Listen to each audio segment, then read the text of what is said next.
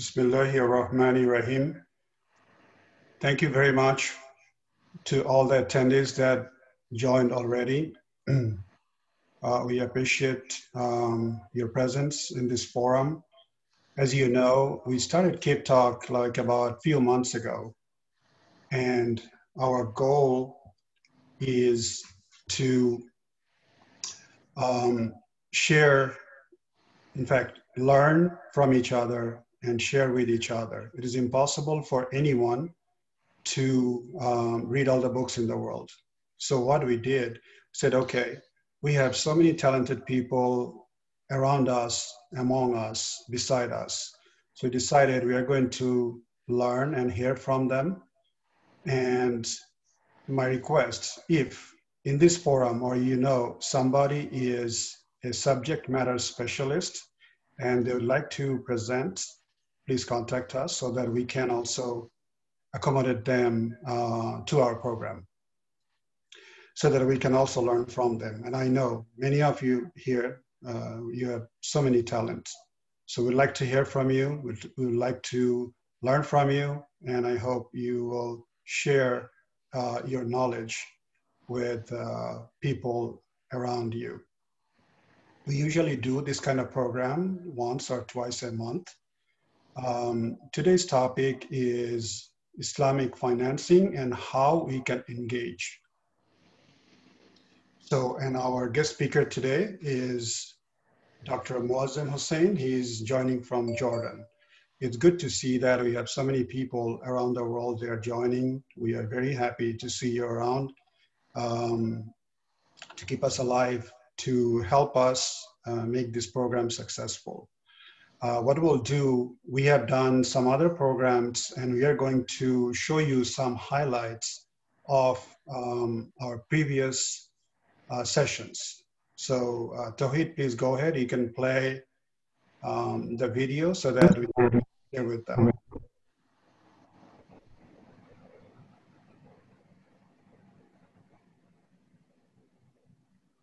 Single qubit, that is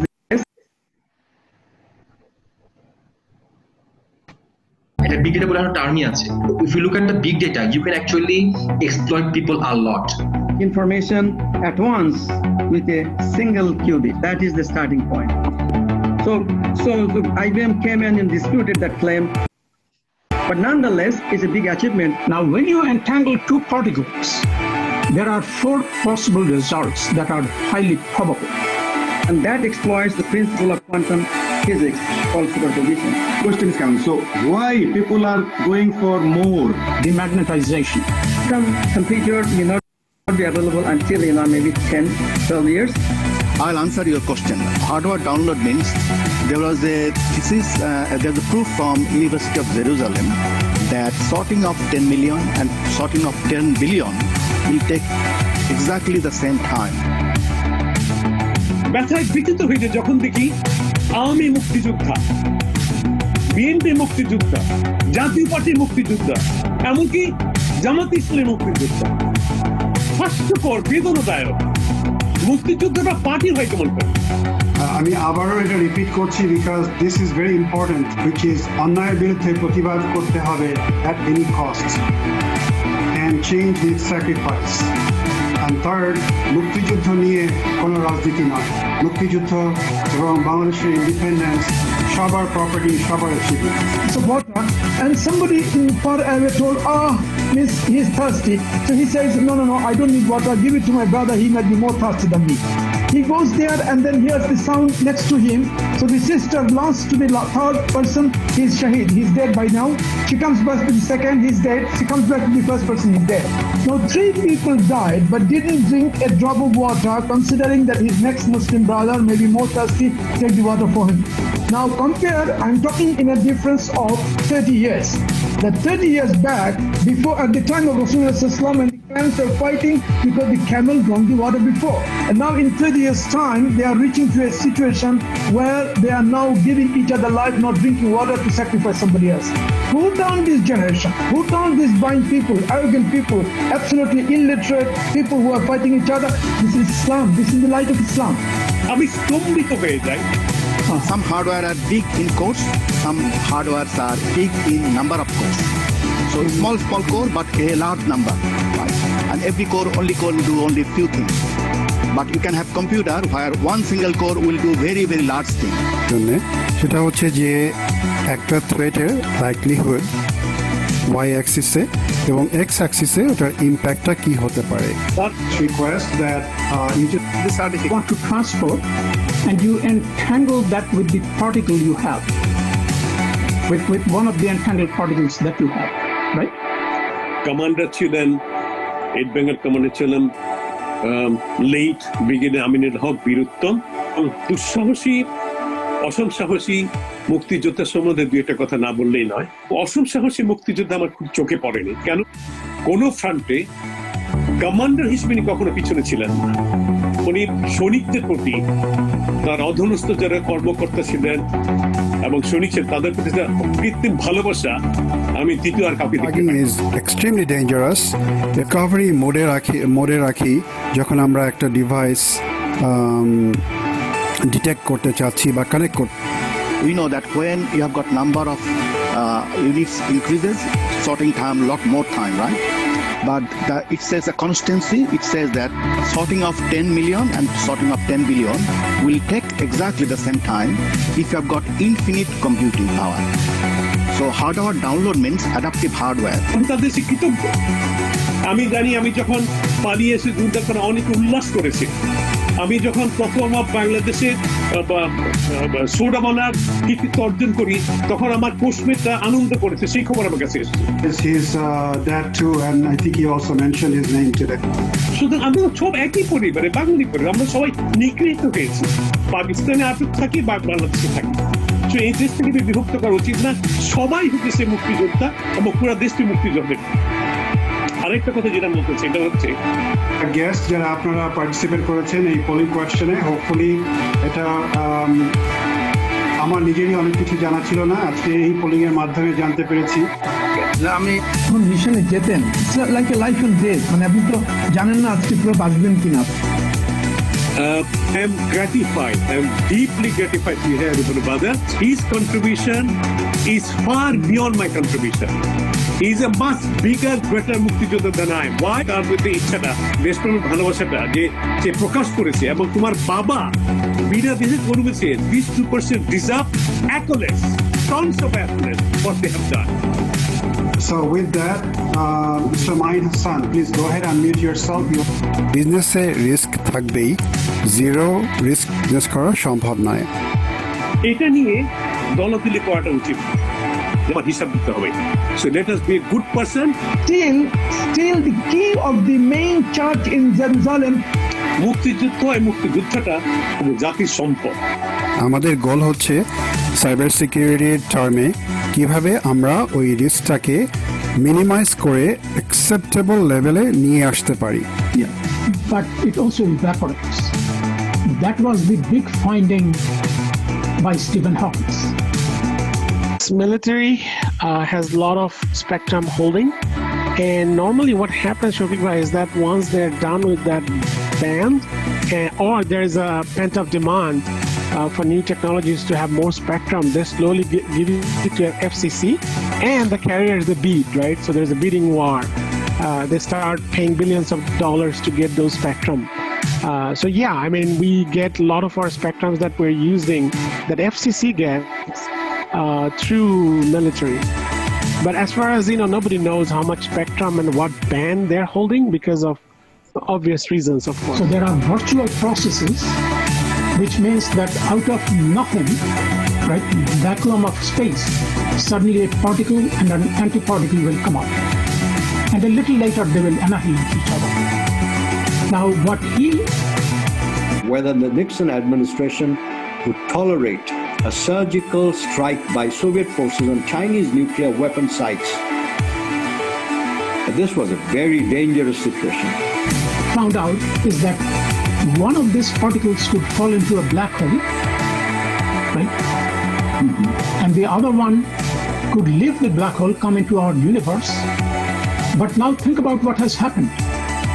Our universe has gained mass. And the place where this particle antiparticles come out, they have gone back to their original state. So what is the net? We have gained some mass. So the black hole must lose some mass. So through these virtual processes in which a virtual particle actually falls into a black hole, the black hole is actually losing mass. So all black holes evaporate. আমি আপনার ছোট একটা example দিলাম যে আমেরিকার মতো বড় একটা দেশের ইলেকশন চেঞ্জ হয়ে গেল এই একটা এরকম ছোট বড় একটা হ্যাকের কারণে। There is an issue of what frame you are looking at it from. এবং আপনি যদি গুগল করেন কেমব্রিজ অ্যানালিটিকা অনেক ডিটেইলস অনেক কাজ পাবেন যে আসলে কি করেছিল আমেরিকান ইলেকশনে। Joining the UN in 1971, China moved from the periphery to the core in a few short decades to be identified by the established primate, the USA, as its principal rival. And China cannot do without the United States. Where do you see the future heading? Between 1991, when the Soviet Union collapsed, and 2014, when Russia annexed Crimea and China began building islands in the South China Sea, IMF to resuscitate its economy. So if the fate of the Hambantota port in Sri Lanka and the port in Gwadar have the same fate, what will happen? Talk by our guest speaker on 5G.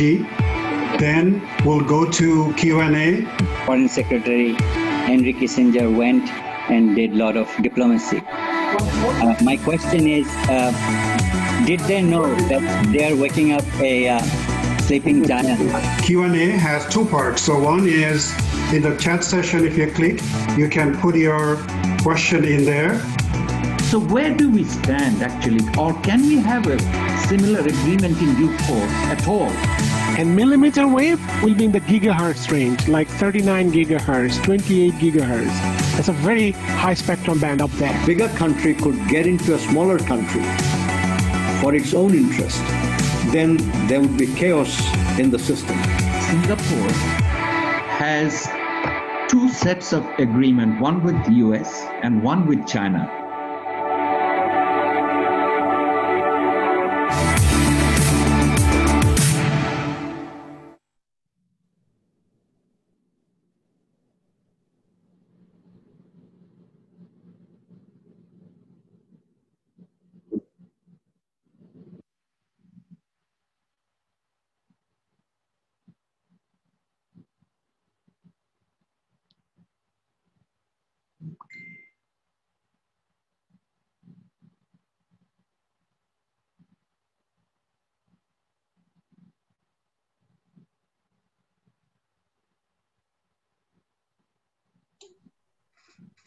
Thank you all. This was a highlight from all our previous show. Today's topic is Financing in Islam and How Do We Engage by Dr. Muazzam Hussain. We're very excited to have him again with us. He did one session with us and this is his second session. We'll learn from him a lot of details. And I don't think he would be able to touch all the topics, but I believe he'd be able to touch some of them. There might be, we might need one more session for this because it's a huge topic. But he will, one thing I would request our guest is that there are some gray line in some of this topic and there are a lot of different type of, correspondence from a lot of different scholars. So I request we do not go into debate with this. Rather, let's see what our guest speaker is going to say. And if you have any question, please put your question down rather than a lecture or take a lot of time for it. The best thing would be just make it brief question so that our guest speaker can answer all those. I'll introduce the guest speaker in a few minutes. About Islamic financing, as we know, a financial transaction is an agreement between a buyer and a seller to exchange goods, services, or financial instruments. Two key factors that most of us know today, I think, about Islamic financing. One is sharing of profit and loss. We know about this. And we'll learn more from our guest speaker today, how, he is going to explain it to us, how it's being done. And the other is also by Quran, is collection and payment of interest. So that's something we have a lot of ambiguity in between, figuring out which one is not. Hopefully today we'll learn more so that we all are well educated into the Islamic financing. Because as far as I know, most of us, okay, I could be wrong, but most of us do not pursue Islamic financing because either we do not understand it, or we think it doesn't work, or we just do not know enough, or we do not have enough information on this. Second is how is risk? Because when you come into financing, risk is one of the big issue. So how do you transfer risk in between? Risk and reward. In every financial transaction, we have two things, one is risk and reward. So we'll figure that out also from our guest speaker about this. Now, about Islamic financing, total GDP for the world is $80 trillion. When you look at the PPP, purchasing power, it's about $140 trillion. Now, when you look at Islamic financing represents only 1% of the global assets. And it is shocking and surprising that it's only 1%. So Islamic financing has a lot of way to go and excel, and it is growing 10 to 12% a year. People are getting to know more. Many people do not like interest. Either they just don't like it, or by the books they don't like it, especially when you have to pay interest 5, 7, 10, 12, 20%, and it accumulates. So many people have a lot of reservation against interest. We will learn more from our guest speaker today. And I think this will give us a chance to explore, understand, learn, and everything is not going to be solved today, but at least we'll learn more to get to the next level. How can we take advantage of Islamic financing? Just to give you a quick preview, if you're looking at this, look at, this is the $80 trillion global economy. And guess what? Islamic financing has only 1% of this, only 1%. So there are a lot of opportunities if we understand this right. And I'm not gonna make it long on this, but about 67% of $80 trillion comes from just handful, 10 countries. It's unbelievable. And that's why I think you see all this income and wealth gap and things like that. If you need more information, if you're interested, I'm pretty sure some of you are. If you go to www.howmuch.net, I collected from there. So, and there are a lot of other information. You can get it from there. Now, the other thing is we are. Let me tell you something about our guest speaker about today. So Dr. Muazzam Hussain, he's a medical graduate from Dhaka Medical College. He studied in several universities across Europe, America, Australia, Africa. You'll be glad to know that he has visited at least 65 or more countries in the world. So I think he's one of them I know that traveled so many countries in the world. In addition to his current job at UN organization, he also teaches at Columbia University and lectures in few other reputed universities. His religious education comes from his extensive traveling across the world and meeting wide range of scholars, in addition to his own study of Quran and Hadith. He's engaged in very modest form of dawah work. He prefers to be a practicing Muslim in every aspect of life. I have known him for a while, and I have seen how consistent he is trying to pursue and live life as by the book. And we'll learn more from him on this. And with that, without any further ado, Dr. Muazzam Hussain, we are very delighted to have you among us. And we are glad we are going to learn. We learned a lot of things from last session, and we are looking forward to this session. If you just give me a few more seconds, I would like to talk about the housekeeping. Those who are joining today, Assalamu alaikum, welcome to our session for today. Today's session is on Islamic financing, and we'll learn from Dr. Moazzam Hussain. This session is being recorded, so I would request all of you, any of you do not like their video on this session, you can turn off your video. Kindly make sure to be respectful to each other. Put your audio, silent your audio also. We'll have a Q&A right after, as soon as he finishes his session, which will take about 25 to 30 minutes. And then we will take all the questions from the chat session that we see. And then you will be able to talk to our guest speaker for today on one-on-one. All you have to do, there is a button, it says raise hand. You can raise your hand. If you do not know where the button is, just raise your hand like this, keep it up so we can see you, and we'll address you so that, you know, there's not too much noises, so we'll go one by one. And I'm pretty sure you'll have many questions. Now, keep it in mind, he might not have answer to all of them because this is a very fast topic.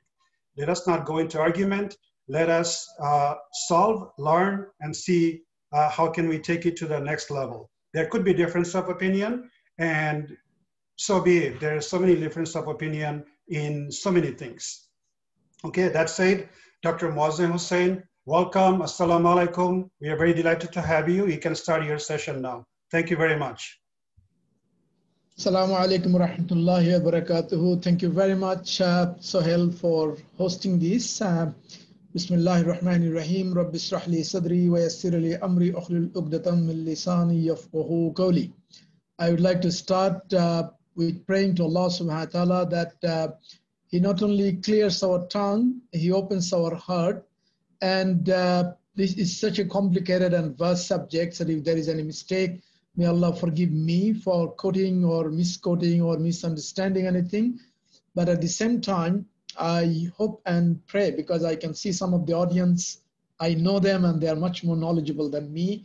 I hope if there is anything that you find in the presentation which is not as per even the most updated Sharia law or the references, please in the question and answer session correct it, because I wanted to tell the audience that although, Sohail, I saw that this today only 32 participants have joined, but the recording last time that you have posted in the internet, I saw more than 380 people have already viewed that. So I'm a little bit scared that if there is anything mistake, I don't want people to be misled or misunderstood. So my request to everybody is that if you find anything wrong, let's correct, and that's the part of the question and answer session. I wanted to say very humbly that this is not at all my area of expertise, and I think this is the most difficult subject that I'm talking in my lifetime. I always love to talk about basics of Islam, practicing Islam, the day-to-day life events and work of Dawat mainly. But I think you inspired me to talk on these because there have been so many questions in different forums, and in our personal discussion, I have found in table talks, in our family discussions, in our social gatherings, there was such wide range of discussion, and sometimes I wonder, people have such myths, such misbeliefs, that even that confronts with our basic aqidah or fundamental faith as a Muslim. So I took this challenge, I would say I took this risk of studying a little bit this subject to present, to make it simple and easy to present it to everybody so that we have a platform to discuss and we can exchange our views and we can tell each other our opinion. So Sohail, help me, let me share my screen, and if it is okay, then I will start. Can you see my screen, Sohail? Yes, I can see it. Thank you. Okay, thank you very much.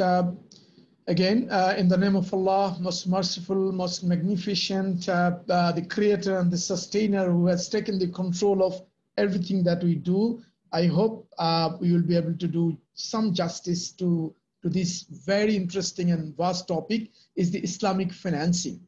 But although in the prelude, Sohail has given quite a background of the history and the current, the extent and magnitude of the market of the Islamic financing and investment and the global picture, but focus of my presentation today is absolutely at our personal level. So please don't get disappointed or don't disheartened if the discussion is not at a global level or where the global economy is going, but rather I will try to focus on our day-to-day life. When I'm trying to purchase a house or purchase a car, or I'm trying to take a loan from the bank, or I'm doing some business either at individual level, or I'm buying a stock or sharehold with somebody. So in our day-to-day life, to live a simple Islamic Muslim life, what are the challenges that we face? What are the questions that comes in our mind, and what are the confusion or the clarification we look forward? So I will start with my first slide that I presented last time when I was talking about, I wanted to also correct my previous headline. The headline was how to be a good Muslim. And a lot of people send me, what is a good Muslim? What is a bad Muslim? So I thought I should have corrected the headline. It should be how to be a practicing Muslim.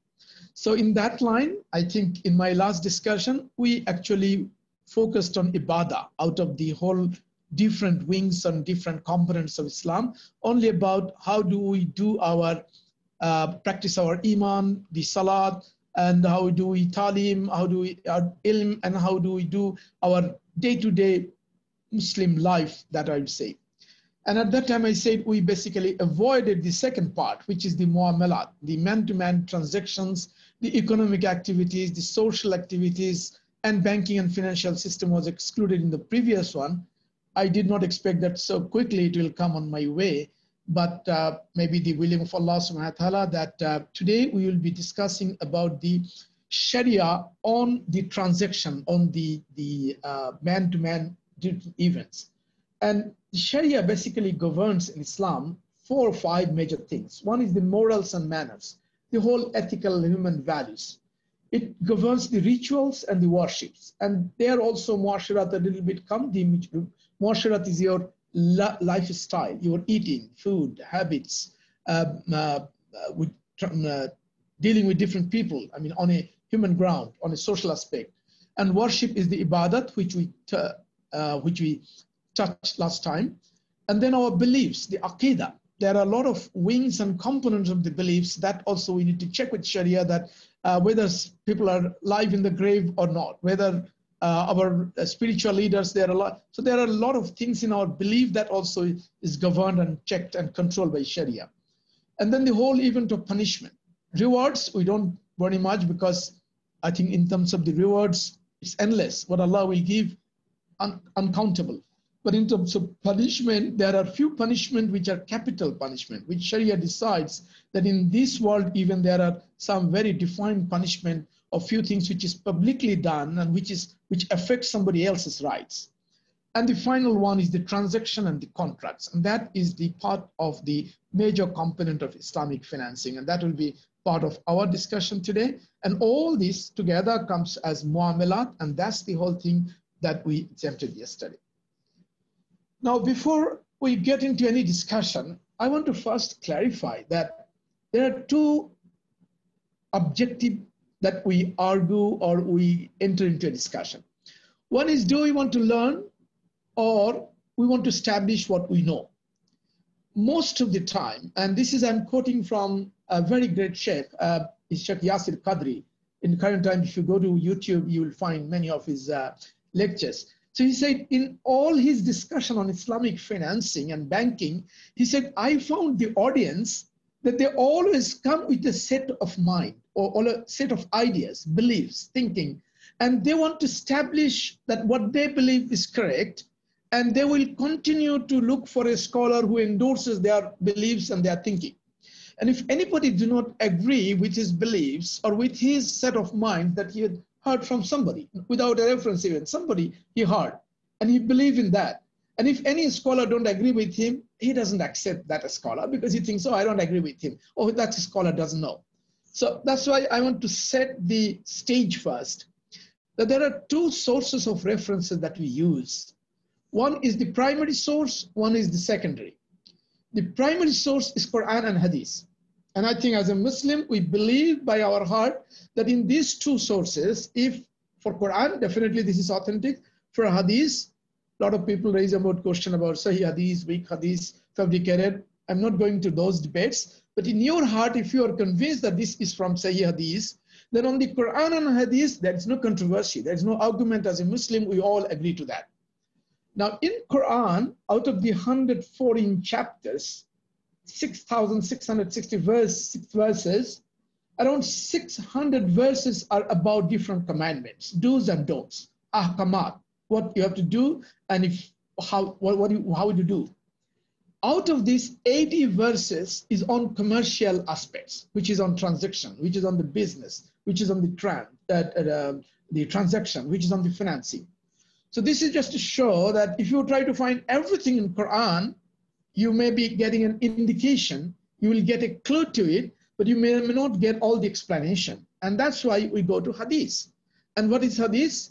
Hadith are a combination of saying, actions, and tacit approvals of Rasulullah sallallahu alaihi wasallam, all combined together, is documented in Hadith, which is called Sahih Sitta. That is the 6 books of the Hadith compilation, where we consider that these are the compilation from the sources of either saying or action or tacit approval of Rasulullah sallallahu alaihi wasallam.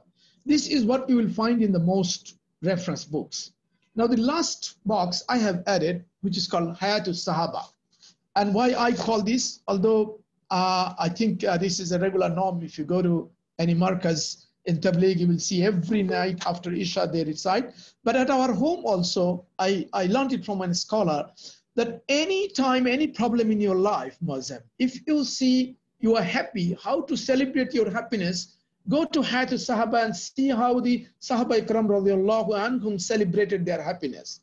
Why? Because they celebrated what they saw Rasulullah sallallahu alaihi wasallam celebrating. At the same time, when you have a sadness, when you have a difficulty, when you have a problem in your life, go to Hayatul Sahaba and see what they did, because it was 120,000 of Sahaba Ikram radiallahu anhum who has seen Rasulullah sallallahu alaihi wasallam in different forms and different stages of life, and they have done it. So to me, this comprises the primary references or primary sources of my references.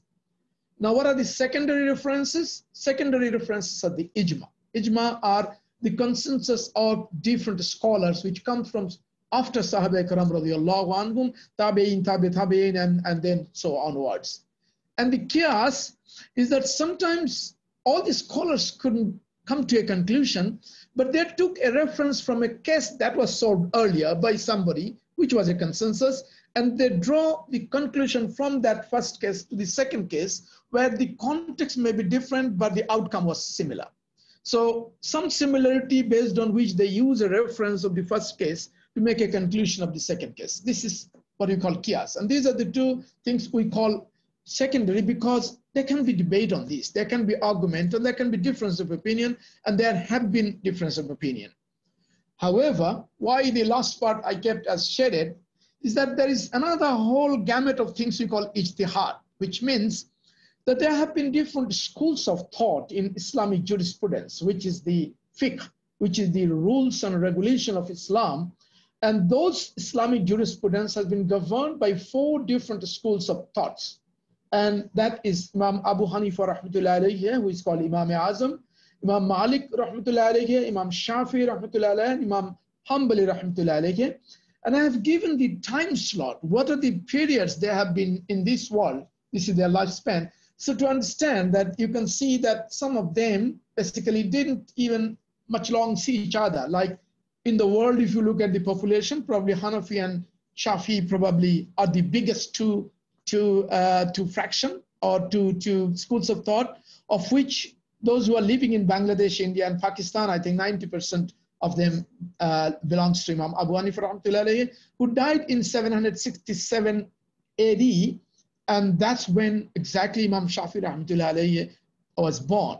So basically, some of them even didn't see each other, but their students had a continuation, and they had extensive study and research from Quran and Hadith and the different Sahaba Karam radiallahu anhu, and they draw different rulings in Islam.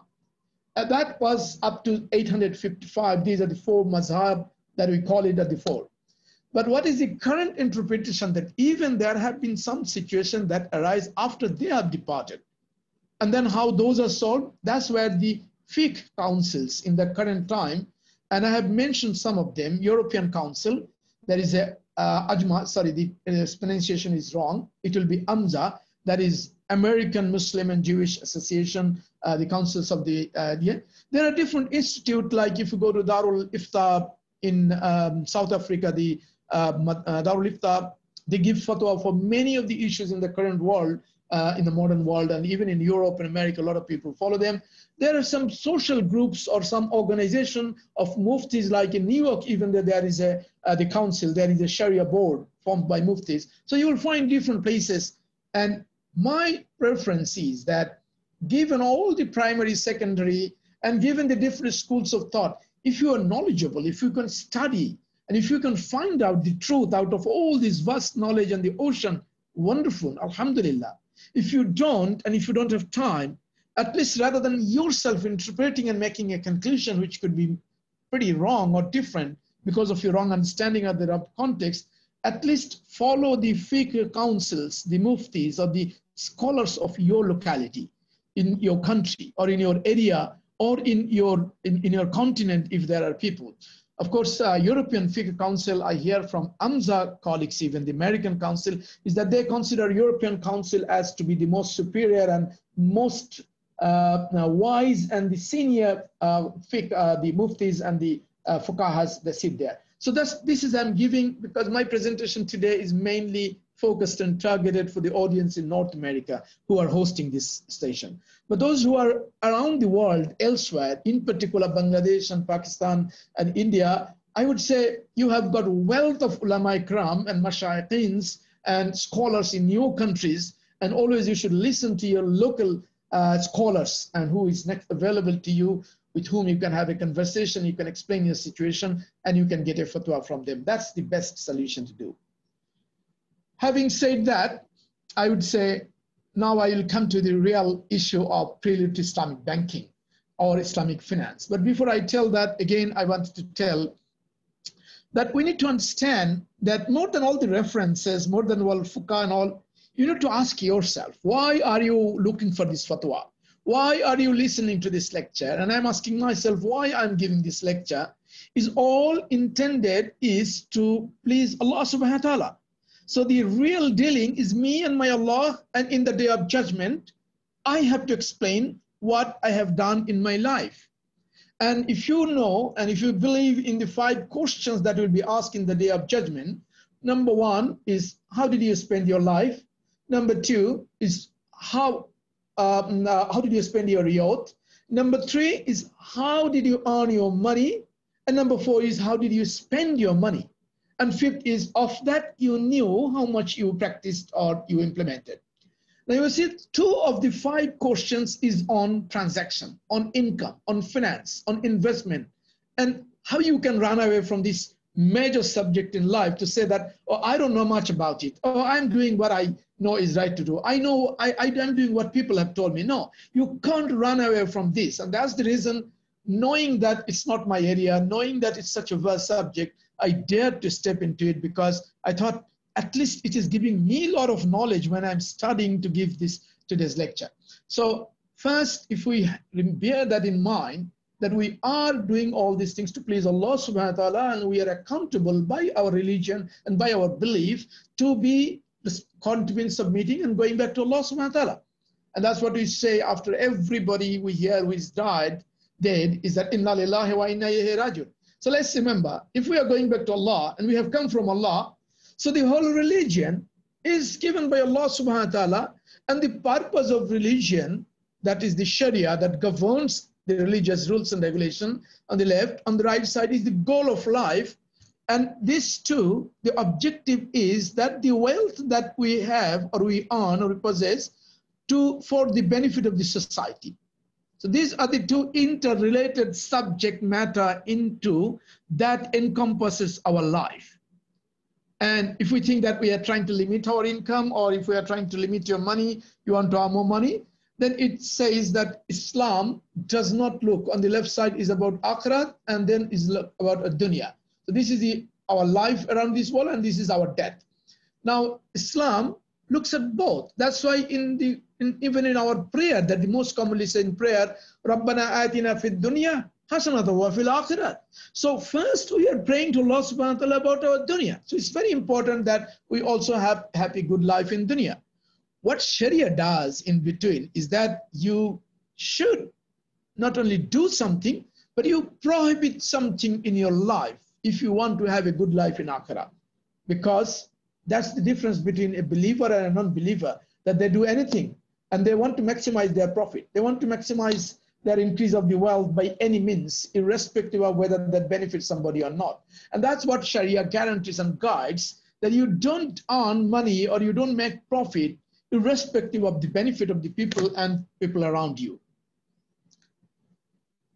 Second is, what is the economic philosophy of Islam? That Islam looks at three things. Islam, that is, which is the conventional. I'm not coming to the riba very beginning, but it comes into very beginning when you talk about Islamic philosophy, Islamic financing, is the riba, that's interest. So that's what Islam wants to control, is the concentration of wealth in few hands. Islam doesn't want to create any monopolies. And Islam wants to forbid and prevent and protect us from the greed and selfishness and injustice and the oppression. And trust me, I might not convince you by logic, but wallahi, I can say in the name of Allah, throughout my life, by all possible knowledge and my experience, that I see the major problem in the current world is that this interest that is monopolizing the whole wealth and asset. The 3% of the people in the world is having resources that could be covering the need of the 97% people of the world, or so and so. There are so many statistics. And more people have money, more their greed goes on increasing. I did not see one of the question people ask is that when the salaries are increased in those countries, the corruption should have been reduced inverse proportionately. Imagine how many salary increase has happened in our own country in last, let's say 3-4 decades. Did we get corruption in that proportion reduced? Allahul Alim, you can say better who are there. Next is, another principle is that Islam ensures something, insists on mandatory on few things and forbids few things. What is mandatory in Islam is zakat. That is mandatory, that everybody has to give. And what Islam forbids is money capital, which is gambling, taking interest, forbidden investment, that is investment on the haram thing like the tobacco. No, tobacco maybe people will debate on it. On haram products like wine and the other things, on the brothel and other. Any investment that goes against public interest, and that public interest can go in, again, in the drugs and all other things as well, and also on the haram items that I was just saying, and that some people include investment in arms factories that is used for weapons in the war that the Islamic ethics are not maintained. So in those investment in those items are also forbidden in Islam. So all haram items that is haram to do investment on that, and then few particular investment like interest and all against public interest, all these things Islam forbids, but Islam not only permits, it mandatory to give zakat. In the current conventional economic system, there are 4 factors that works. One is the land, and the compensation is taken in the time in the shape of the rentals, labor in the shape of the wages, capital in the shape of interest, and entrepreneurs, the business, in the shape of profit. These are the 4 factors in the conventional and also in the Islamic factor that works, that we need to work. However, the Sharia focuses on 3 major issues that governs. And I will go in the next slide a little bit further on this, is that what are the Sharia law on land, on labor, and on capital? That's the money that you invest. So these are the 3 major capital that we invest in business or in any transaction. If we see how Islam looks at the production, now these are the 3 elements I was telling you, these are the production system, and Islam looks at production, distribution, utilization, because these are the 3 things where from the starting to the end, inequity occurs in the world, and that's where wealth goes to some small number of people and the majority of the people remain poorer or they suffer.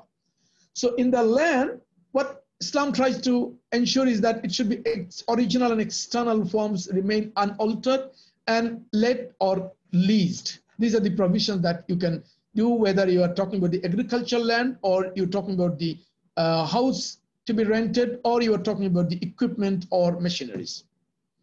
When you're talking about the labor, we are talking about the organizing the human resources and planning, which means organizing, we are saying the organized labor that talks about the manual labor, but also planning that talks about the brain work, intellectual work, but all this that causes exertion to the human energy or human resources.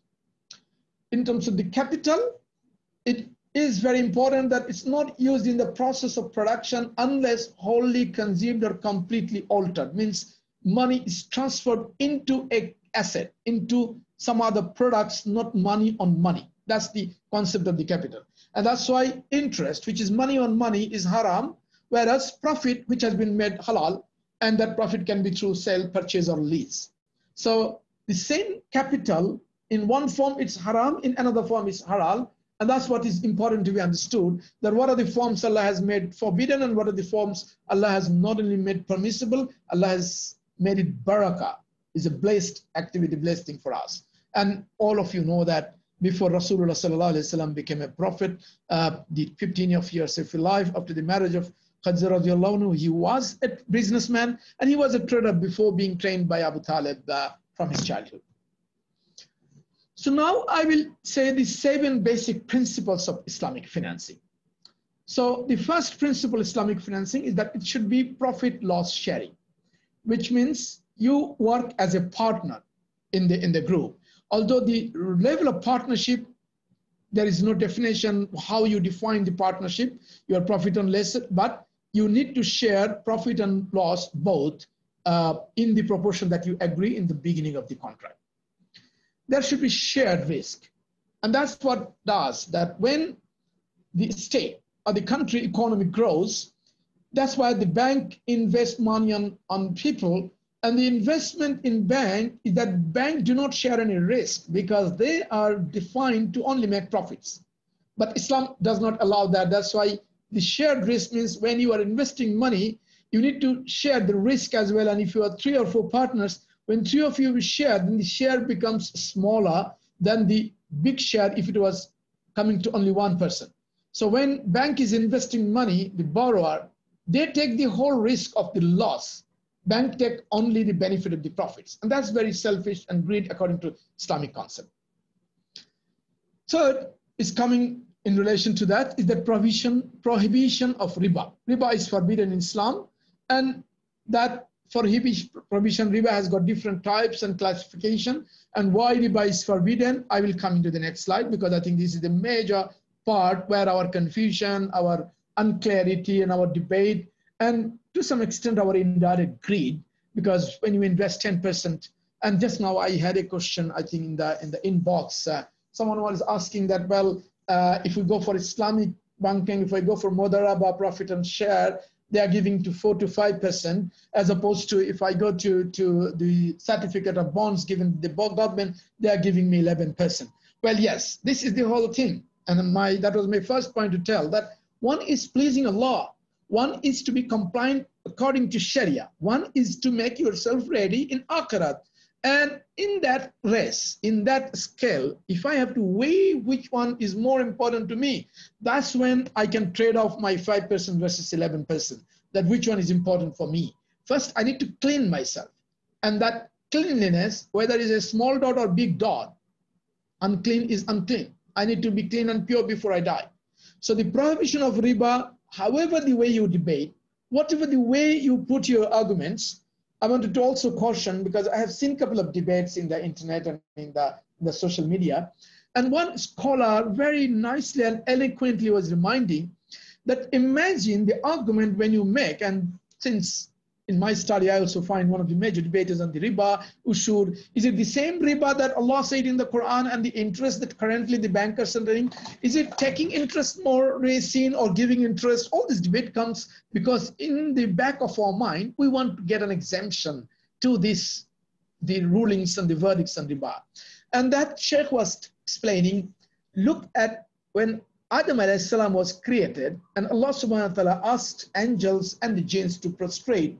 the angels prostrated without any condition and logic, and Allah subhanahu wa ta'ala revealed in front of them later that Adam is superior to you in terms of knowledge, because he asked questions that Adam alayhi salam could answer and the angels could not. But the jinn, the Iblis, he did not prostrate, rather he started arguing, why should I prostrate? Because I'm made of fire and they're made of wood, and all this argument, what has led him astray and cursed till the day of judgment, and he is completely gone hell.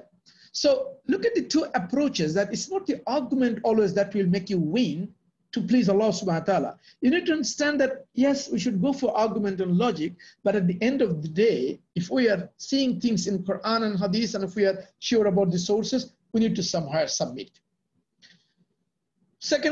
Number four is prohibition of gharar. Although gharar does not take place much in the current time, but still those who do big business, still they go into it. What is gharar?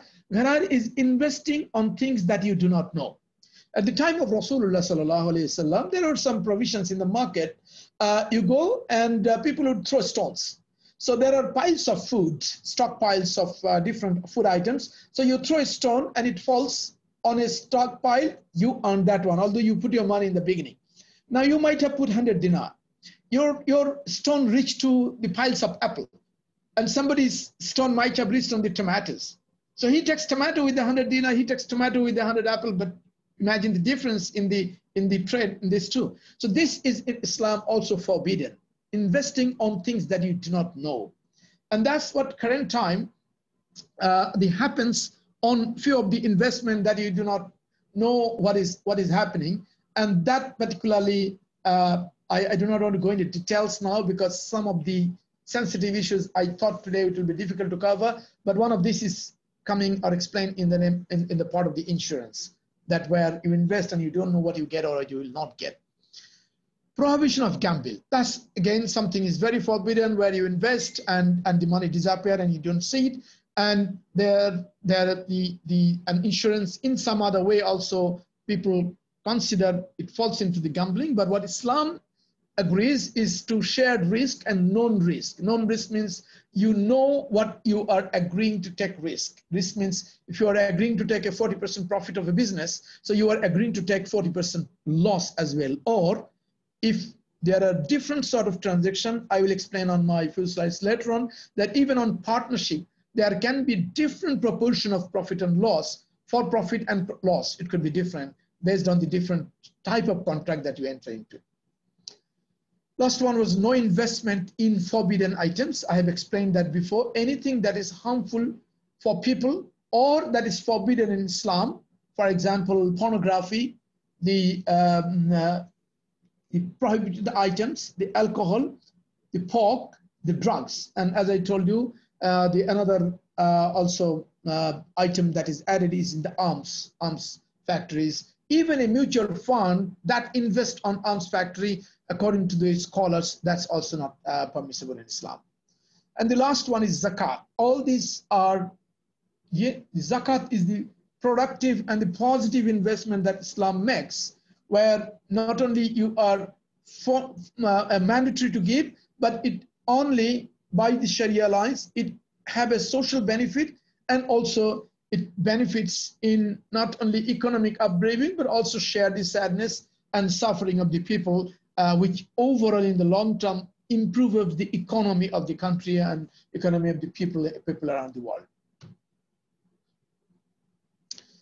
So next, I wanted to start the references. As I was telling with the primary references, I said about the 80 different verses that talks about the transaction, commerce, and all these things. I will only quote two, one from chapter 30, verse number 39, when Allah subhanahu wa ta'ala says, and whatever you give for interest to increase within the wealth of people will not increase with Allah. But what you give in zakat, desiring the countenance of Allah, those are the multipliers. Now, logically, if you put your intellectual brain, it may not click. Because if you invest, if you take interest in $100, 10% interest will give you $110. So your wealth is increasing. And in these verses, Allah says, to Allah, you have not increased. And in zakat, if you give zakat 2.5% in $100, you lose $2.5, so $97.5 you remain. So you think that your money has reduced. Allah is telling your money has multiplied. So always don't go by state logic. It doesn't work that way. In chapter number 4, verses 161, Allah subhanahu wa ta'ala says, and for their taking of usuri, which the other name is interest, usuri, while they had been forbidden from it, and they are consuming of the people's wealth unjustly, and we have prepared for the disbelievers among them a painful punishment. So that's on the punishing part, that if you, although there are many hadiths, and I hope you have heard of the hadiths, but one of the important one is that basically when you are knowingly you get into interest and you don't care for it, it is as if you are declaring war against Allah subhanahu wa ta'ala. So let us be careful, very careful in ending up what we are entering into transactions. Now there are types of riba. There are 2 types of riba, as I was telling. What is riba nasiha? The riba al-zahiliya at the time, and most common riba that we know about is this riba al-nasiha, which is called deferred, delayed. Means I give you $100 today, and you return me after 1 month, but you return 110. This is called delayed. That's the riba al-nasiha. So this is addition of premium, that is interest, real or primary of the riba. And Rasulullah sallallahu alayhi wasallam said, every loan that draws excess is riba. And the second type of riba is that riba al-fadl or riba al-bay, which is excess compensation without any consideration resulting from the sale of good. Now this is money on money, but also at that time of Rasulullah sallallahu alayhi wasallam, there were trade of goods over good.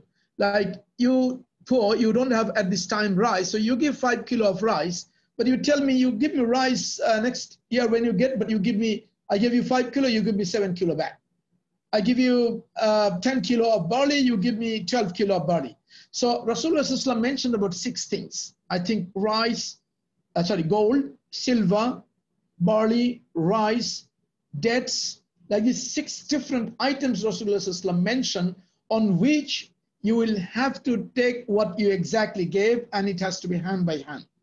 So this is also very important, but at the current time, since we do not do that bartering anymore, we are busy with riba al-nasiha.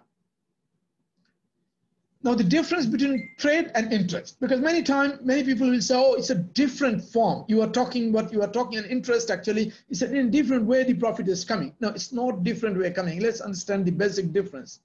The trade is an initiative that involves enterprises. It involves your efficiency, hard work of the people, and the profit may fluctuate, and then there is a risk of loss. As opposed to taking interest, there may be some work, but definitely not hard work. And for some people, there is no work. There is no value creating. There is no innovation, no reward for labor because there is hardly any work. There is unearned income, and this amount is fixed. These are the basic differences between the trade and the interest. And what are the reasons why riba is forbidden is because it destroys the spirit of sympathy. You have taken $100 and you got lost. You invested in the money, you lost, and now out of the 100 you have 80, but you have to give me 110. And doesn't matter, you have to sell property, or somebody will arrest you, or somebody will go and keep it. So this is very much not only less of sympathy and selfishness, the loss of destroys the mutual health. People don't, and you know how many stories in Bangladesh as well, where people have been kept tied with the pole or something, or people's houses have been ransacked and all. The concept of the cooperation, all these things are destroyed through this interest system. And what it affects is the feelings of brotherhood and the unity among the community. And I think I do not have to give much example. Being in Bangladesh, we know enough example of that. Now, next is coming, what it inculcates is the miserliness, selfishness, callousness, indifference, inhumanity, greed, and worship of wealth instead of worship of Allah. So these are the things that inculcates, these are the things destroys. That's one of the reasons why riba is forbidden. Now, the Sharia regulation about the loan is that whether it's a big or a small, whether it's due to personal needs or for business, zero interest. You can't put money or benefit taken on a loan that you have given. Rather, what Islam introduces, because since you have given on a good intention, and if the people don't return, what will happen? So what Islam insists is that when you give a loan to somebody, the Sharia orders you, instructs you that you must have terms and conditions in writing, in a contract form, with a defined time and date when he is going to return, and with 2 witnesses. So your money is protected. It's not somebody is going to run away. But some people can run away, taking your good faith and good Islamic values. And that's this other things that Rasulullah sallallahu alaihi wasallam also cautioned. As much as cautioned about riba, he also says, whoever takes a loan with an intention of not returning, he's a thief. This is one. I heard from the scholars another hadith where it's written that if somebody has taken loan and he doesn't have any intention to return and he died in this form, even he goes in the war and becomes shahada, still he will not enter into Jannah, because of such a sin is not to return the loan. So Islam not only asks you not to take interest, but Islam wants to protect and guard your money as well. That's why it insists you to do a contract written with 2 witnesses and to place a written contract, and also very serious instruction and caution and alertness for somebody who doesn't have interest or intention to return to loan. Now I will go to the modern concept, the modes of the Islamic financing. And as Sohail has already told, that I can't go into all detail of the items or detail of the topics. I think it's at 10 exactly. We are quite far off the time. So just I wanted to tell you maybe another day, or maybe you can go in the internet, but I prefer you go in reference of good scholars and get clarification. But in the exchange and trading contracts, mostly we hear about the leasing, sell, and forwards. That includes salam and istisna. I cannot go into all, but I will touch 2 or 3 of the common things that we are dealt with. And on the contracts or in the investment, we see the profit sharing loss. That's the most common one, the mudaraba, and the musharaka. And I'll explain what is mudaraba and musharaka. We also have cooperative insurance, but this is an area I will ask everybody to be very careful, because insurance is a very sensitive term. As of now, in the West, there is no Islamic insurance. So far I heard from the AMZA Fiqh Council. But countries like Malaysia, countries like Sri Lanka, they have introduced and started something called Islamic insurance, but it's very complicated, and it's complicated for me to understand, even so I'm not trying to understand. But this much I know, that it doesn't exist in West. So for today's discussion, I didn't touch that. Social well-being, the gratuitous, the contracts, which is a loan without charge, that is Qarz Hasana. And then donation and endowment. What is Qarz Hasana is that you give loan to somebody and you tell him that you return me if you can. And if that person does not return and he dies in that situation, you forgive him. You will not give him any accountability or any revenge or any return expectation in the day of judgment. This is the best form of loan if you can. And what I understand from hadith and from the life of Rasulullah sallallahu alaihi wasallam and his advices is that if you are rich and if somebody poor has asked for a loan, and if he has asked for the loan on a personal needs, that he doesn't have food at home, he doesn't have clothes to buy, he doesn't have a place to live and can't give the rent of his house, and he is being humiliated by people and his neighbor. My dear brothers and sisters, trust me, give them Qarz Hasana, Allah will multiply your money, you will never lose. So that's best to give Qarz Hasana, because you know he's poor, he's not going to be able to return. So not to keep a burden on him, but in this case, I would say, give that much that will not affect your heart, or you will not be in misery or in trouble by giving that loan, so that you don't get yourself bothered and yourself dependent on somebody else. So give that amount of loan, but give it on Qarz Hasana, and Allah will give you so much that, I have even heard from some people, that some scholars, that when you give a loan and he could not return, he was supposed to return on 20th of September, and he came and asked forgiveness from you, and he said, can he return later? He cannot. He said, every day, if you agree, every day you get the reward of donating that amount that you have given him as a loan, as sadaqah. So how much is reward? And yeah. But if you are giving loan to somebody who is going to invest in some business, then better you ask him to go for mudaraba or musharaka, because that is a fair deal to ask. Now, the concept of mudaraba, as I told you, there are two forms of profit and sharing. One is financier, somebody who is investing money, and the entrepreneur who is taking the money. So the person who is taking the money, he doesn't invest. He is only investing his labor. He will run the business. And the financier, he invests the money. Now, whole money is his, but the entrepreneur, he is investing his labor. He will manage his day-to-day activity. So in that case, when you decide on the profit, you can decide any proportion. It can be 50-50, 60-70, 60-40, 30-70, anything. Islam does not limit you. But if there is a loss, in this case, the loss is on the shoulder of the financier, because the entrepreneur, he didn't invest any money.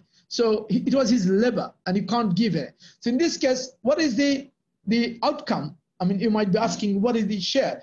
That's why the financier always have access to the business and the management, because he has to be part of the decision making, and he has to look into the business, whether the business is run or not. Otherwise, if you invest on people, on labor, on a good luck, without checking and without overseeing, then people will get lost, and you will frustrated, and that will bring wrong name to the Islam. There is another form of the mudaraba, which is, another musharaka, the profit loss sharing concept. That is the financier and the entrepreneur, both of them invest a proportion of money on the capital, and based on their proportion, they define their share, and then they put it on an investment. And entrepreneur, although he invests and he also gives labor, so he invests money and he invests labor. This, when he's deciding his profit, it does not necessarily has to be always exactly the proportion you invested, because here labor is added. But in this type of investment, the loss is also shared by both. But the loss is shared on the capital assets, whereas the profit is shared based on the capital if you are using the same proportion. I don't want to go much into detail. As I told you, I'm not a trade expert, and I'm not a investment capital expert on all this. This is what I could understand from the literature, from the profit loss mudaraba and profit loss musharaka concept, that this is what Islam gives you the flexibility, but it has to be on a business that is investment is done. It's not money on money. The second is what is murabaha. Murabaha is, I think, is very close or very related, is that when it is on a product, the business is done, but when the cost of the product and the profit is together done, and then this is done. This is mainly the lease agreement that the business investor that they do, where there is a third party, that where you pay to somebody, and I think the LC or the letter of credit that is being issued in terms of most of the businesses, where the bank pays to the manufacturer or to the seller, and he takes it from the person, but it's a deferred payment. He takes it later on, but then they add different proportion or benefits, but these are all decided in advance, and both the parties know about it, and there is this is all decided on paper and definite. There is nothing that is uncertain or unknown. But there are some limitations and there are some conditions of this murabaha. I'm not going into detail, because I think those who are into the business, they probably know much, and they need much this more, not on our day-to-day business life. Now, this concept of ijara, that comes very often when you are buying a car or you are taking lease. I think the concept of ijara is to give something on rent, to transfer of the ownership over the ansar of the asfraks of the asset, and to employ the services of a person on wages given as a consideration for his hired services. So it could be hired purchase, it could be hired services, and there, as you know, the bank purchases it from the seller, gives it to you, and then there are two concepts into this, that the bank can give it on lease, but the agreement is that these lease installments are such that when it is finished, the owner is you, or they can give you on rent, but from the rent, a portion of the rent is going into the covering of your share, because when they are buying it, you might have given 20,000, bank has given 80,000. So they purchase a house, the house 20% is your share, 80%, but the bank holds the document because he's holding the measure of the share. Now, when bank is renting it to you, you a state, you are the possession holder, when you are paying the rent, So bank is earning the rent, but from the rent, this over the time, a portion is going as your purchasing share. So your share increases from 20 to 30 after first year, from 30 to 40 after second year. Like this, over 10 years, you purchase all the shares and you become the owner of the house. So this is one model as well. And the other one was direct lease, this Ijara concept. All these are written in the pages and pages of contract.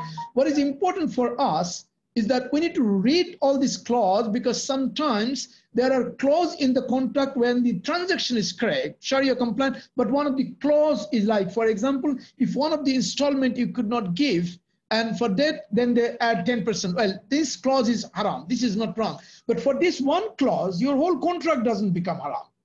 So that's very important to read the clauses. Most of the time we are tired, we don't read it and we sign it, and later on we repent that we signed something that we didn't know.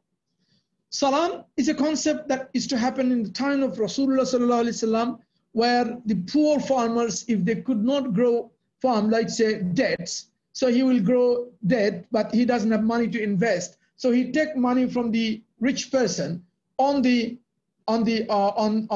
agriculture and farming, and but there's no interest here, because before they used to take on interest. When interest was forbidden, they went to Rasulullah sallallahu alaihi wasallam, and Rasulullah sallallahu alaihi wasallam allowed them to take, but they are selling their fruit in exchange in advance. But it has to be defined, the amount and the cost. So if you are taking money from $100 and you are going to do agriculture of the dates, so you agree that in exchange of this $100, I will give you 40 kilogram of dates when it is produced.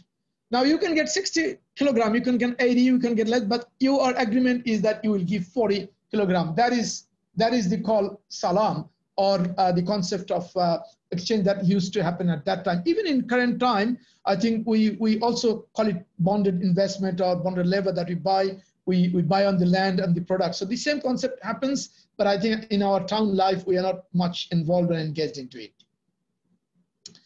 The last question is that, is Islamic banking different than the conventional banking? And I will, this is my second last slide, because this is the main question people always ask, that, oh, Islamic banking is nothing but the same conventional banking sold in a different package. Somebody people say that old product in the new bottle and so on. So I think those are misnomer and myths. We should not get into there, because do not think that hundreds and thousands of the scholars in this world is cheating us. And they have no interest to take our money, to take us away from the conventional banking, and to let us advise us to go to Islamic banking.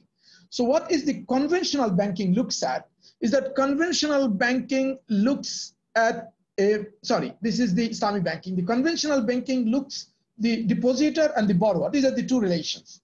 And depositor, he will get an interest. The borrower, he will also pay an interest. So interest is the main condition or the concept of the whole transaction, and there are two parties, two aspects of this. As opposed to in the Islamic banking, this is a partnership deal, and there are three partners. One is the shareholders, one is the depositor, and in the borrowers. In whatever the form you are a partner to the bank, and each of these three categories, they share profit at loss. That's most important. What are the other?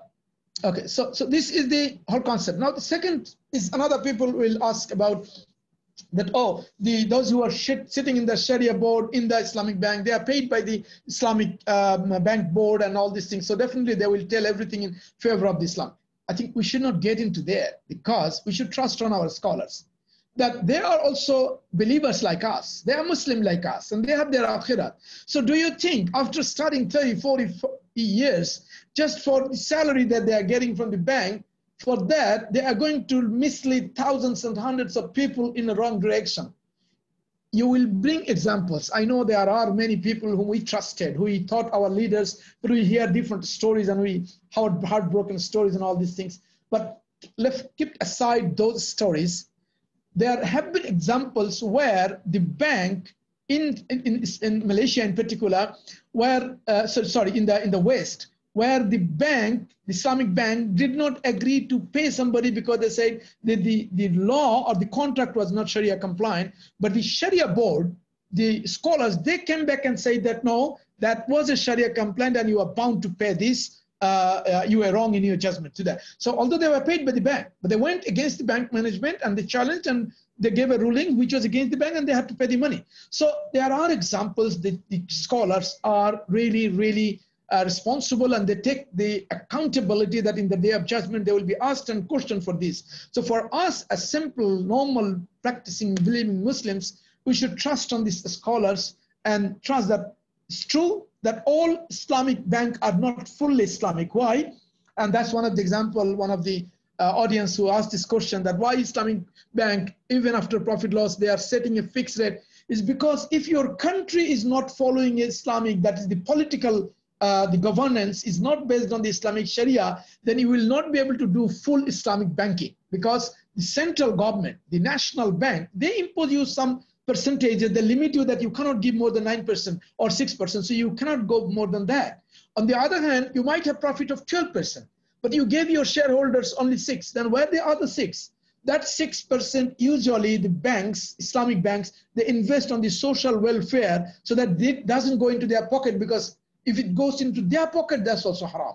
So they do it on the social projects and donation and sadaqah and all these things just to get out of this, but they have to live in the country and they have to live with the law of the land. That's why they have to do it. So in a current world, in the world that is not perfect, we cannot expect a full compliant Islamic bank if the political and the constitution of that country is not governed by the Sharia law. So that's why, but that's a limitation. We have many limitations in our day-to-day prayers, day-to-day practice in Islam, but that's why we don't, but for that reason, we don't say we're not going to follow Islam because we cannot follow full Islam. No, apply as much as you can do.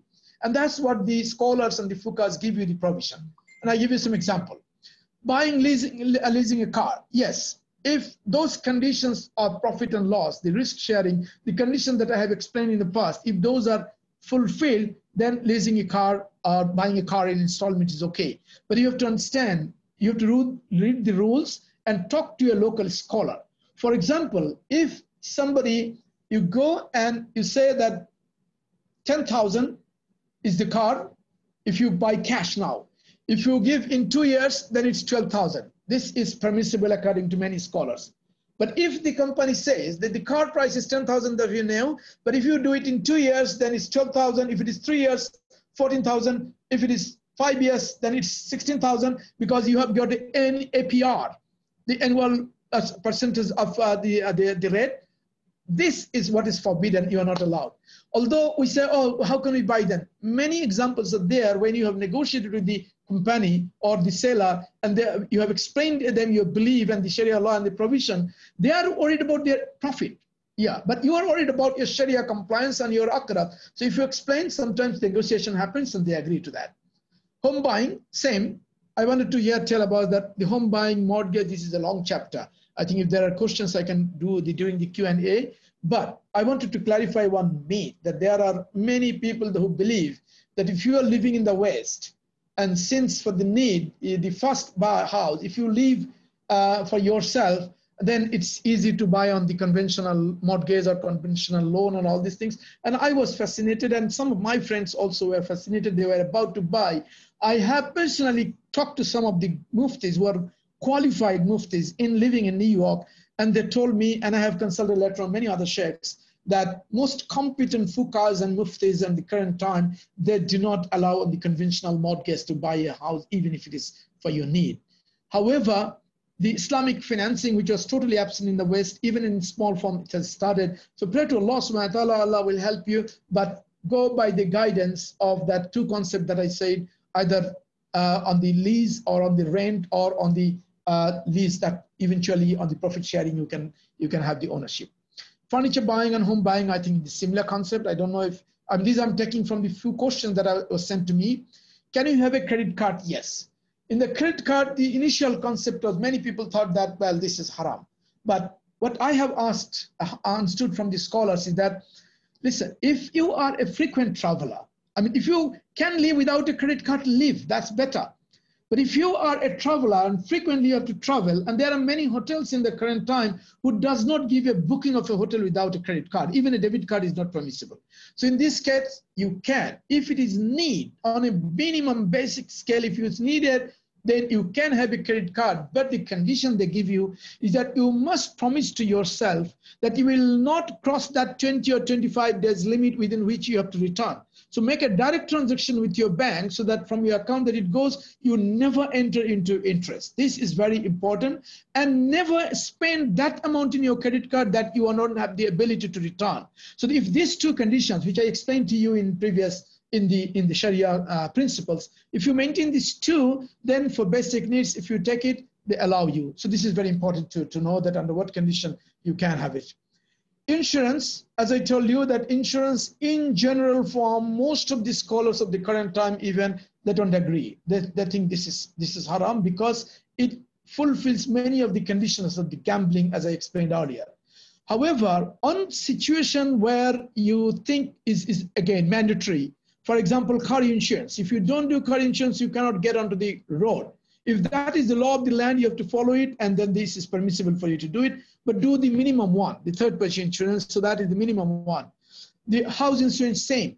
I have not done house insurance in my last 30 years, 25 years of my job.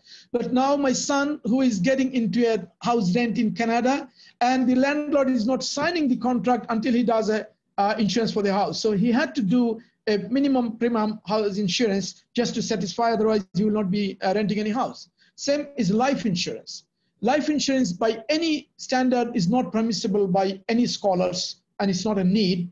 But if it is coming as a package of your job, it is part of your job contract that the office pays for it and they maintain it. So that comes part of your remuneration, that you are not being punished, or that's not haram for you. But you do not give premium and make a life insurance. That's what I understood from the scholars. May Allah give me the right understanding.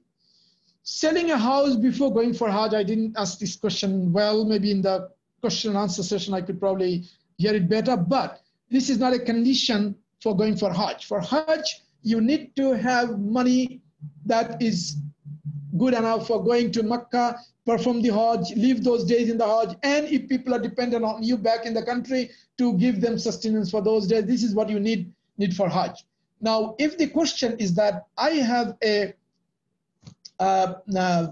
house that I have taken on mortgage or on conventional banking, so I have a loan, and then how can I go for Hajj? My dear, I think this our intellectual brain should tell. You are risking your life for two aspects of the Jahannam. One is on the interest, one is on not performing the Hajj. So better you perform your Hajj and make the intention that as soon as you come back, or even if you can sell it before and make your asset clean, is better. But if you can't, then at least you perform your Hajj. And then as soon as you come back, make so that Allah subhanahu wa ta'ala finds a good option for you, good alternative, you come back, do it. I don't see any contradiction or conflict for not selling, being able to sell the house, or the house is on loan and that's why you can't go for Hajj. But of course, this is my opinion. May Allah forgive me. If there is any better opinion or any advice, I'll be happy to listen. The one that I'm not going to address today is that stock market on stock options, financial derivatives. This is an area, even concept-wise, I don't understand very well. But in the stock market, I have heard scholars telling that if you are investing in a company which does not manufacture haram items, that is there on the halal items, it is permissible to invest on the stock, buying and selling, no problem. But some people question, even argue on that if that company is taking interest loan from the bank or not, and so, that's what the scholars ask you to weigh, that what is the amount of loan, what is the business transaction volume. If it is a very small amount, still it's seen, still it's not clean and permissible. But depending on your situation, talk to your local scholars and ask their particular advice if they permit you in order. Thank you very much for your patience hearing, and sorry for going a bit over time, but I thought that's minimum what I could spend time. Over to you. Thank you, Sohail.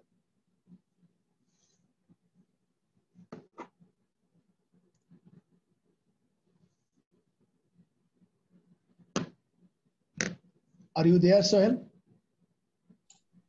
Thank you, Mojim Bhai. Thank you for your nice presentation. I think we learned a lot of things today. Most of us are not scholars in this area, and I do believe there should be a lot of questions. While you sip your coffee from Miami Beach or wherever you are, that's a beautiful background. Thank you. While you do if you take a break for 1 or 2 minutes, please go ahead. I'm going to remind all our guests that this session is being recorded. Our guest speaker for today, Dr. Muazzam Hussain, connecting us from Jordan, and he will be taking questions from here on. So we have two things, as you know, we have a bunch of questions and a lot of text question came to me. So I will read it to him one by one, and I will ask him to answer the question. If you would like to pass, there is some doubts, you're most welcome to, Dr. Muazzam Hussain. There could be some gray areas, or you do not want to discuss in this session, maybe on the next session, which is fine. I'm pretty sure we all have a lot of questions. I already have a lot of questions here, one by one. Before that, I also want to mention some of the things.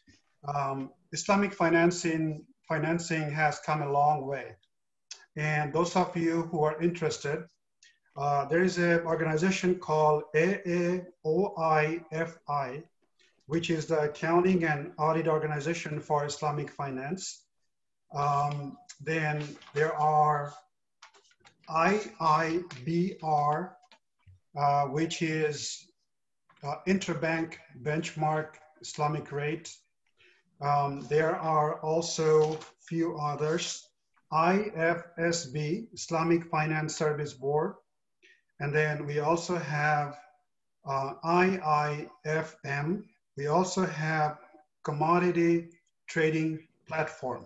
So Islamic finance has taken shape in the last 20 years. It has taken a shape, and it's connecting to the global economy.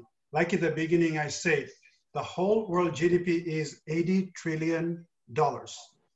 Only 10 countries of the world comprise 67% of this $80 trillion. And the rest of the world does another 33%. So there is a huge gap and other things like that. But the transaction-wise, there are a lot of opportunity and growth for the Islamic banking. And it starts with individuals like us. As a Muslim, we should take advantage of that. And I think we learned a lot today. Many of you are expert into this. Many of us are very new. There are many young people here who is trying to understand this. How does it work? We are all confused. Should I go to convention versus this and that? So I think with that said, we are going to go to Q&A first in chat session and the text questions. So I will read it to you. Dr. Muazzam Hussain, we have many other people maybe want to speak to you on one-on-one. So let us keep that in short, the questions, your answers, so that other people have more chances. If you have to prolong it, that's fine. But I think many of them you already touched in this session. One question came in from text is life insurance allowed? And I think your version was, no, it is not allowed by most of the scholars. Is that correct? Exactly. Thank you. So the next question comes. But what I explained is if it comes as a package, for example, there are some jobs where they already pay your premium and they tell you that there is a life insurance being done for you, you will get it, but only if you die on job. If you leave the job, you will not get it. And if you are on the job dying, they pay from. This is part of your remuneration package. This is not haram, as I understood. Great. Thank you very much. And also that reminds me, what happens is when you're a company executive, what happens is it's a mandatory that you have to take a life insurance. Like big executives, they take $3 million, $5 million, $10 million life insurance. So it sounds like to me that that is also allowed because it's a part of job requirements. Is that correct? This one you need to ask. I can only tell you what I got in written fatwas, because going outside that is risky for me. So sure. I would say if that is a condition, what I do in my personal life, and I would advise everybody, is that you must have a mashayikhin, means a scholar who knows you well and whom you know well, and you have a trust and confidence, and he's a muttaqi, means taqwa wala, who has connection with Allah subhanahu wa ta'ala. And you should always consult and take guidance, because time to time, and most of the fuqaha you will see, They will give you a fatwa. They will tell in the current context, in the situation that you have described, this is for you. So which means you cannot generalize even for that on public. And if it is for public, then they will tell you that this is a public fatwa. So on particular job, if that person doesn't have any other option, this is the only option. But if somebody says that there is a package, I have one job, $20,000, but they have 5% of their consumption is on alcohol. And I have another job, which is $8,000 and definitely exactly clean. So that time the fatwa will be different. So like this, I think case by case is better to consult. Okay, thank you.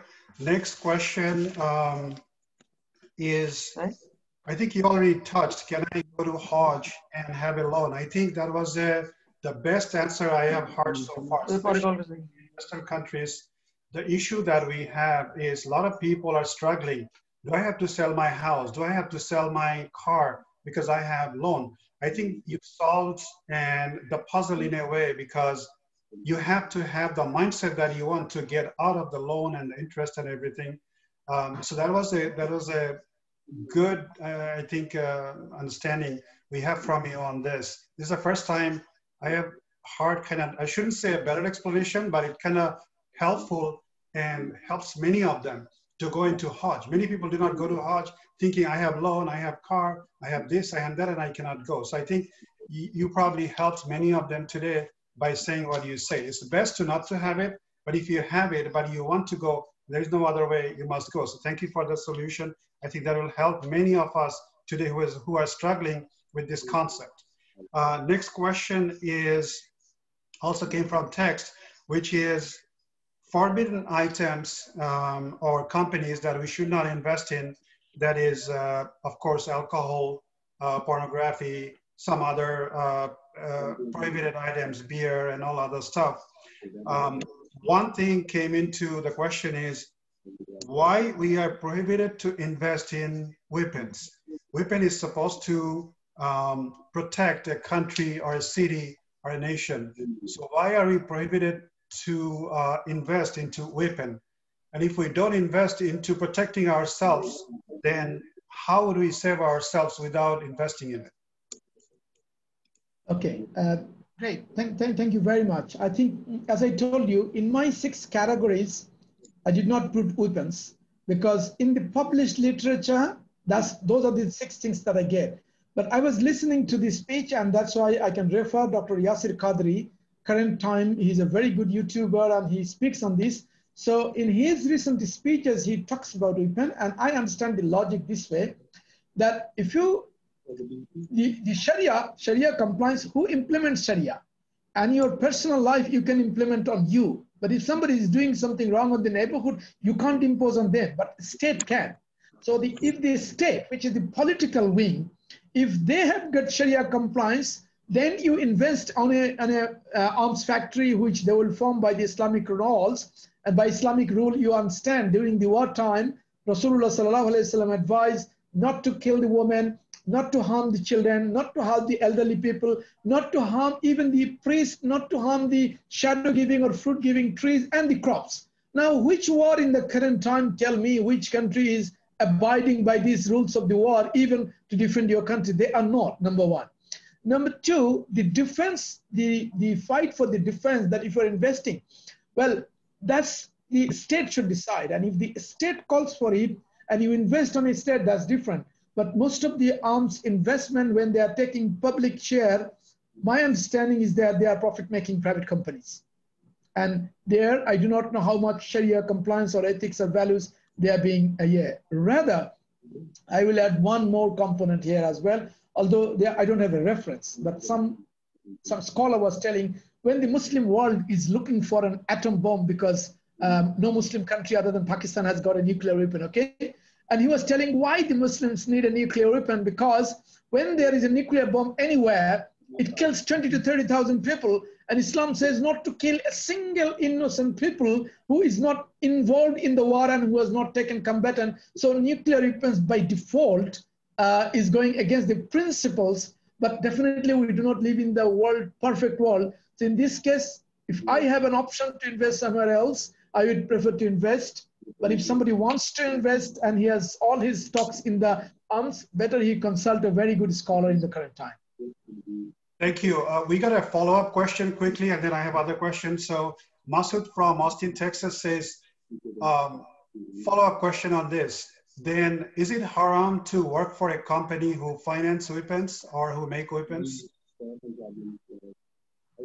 I would say very difficult question.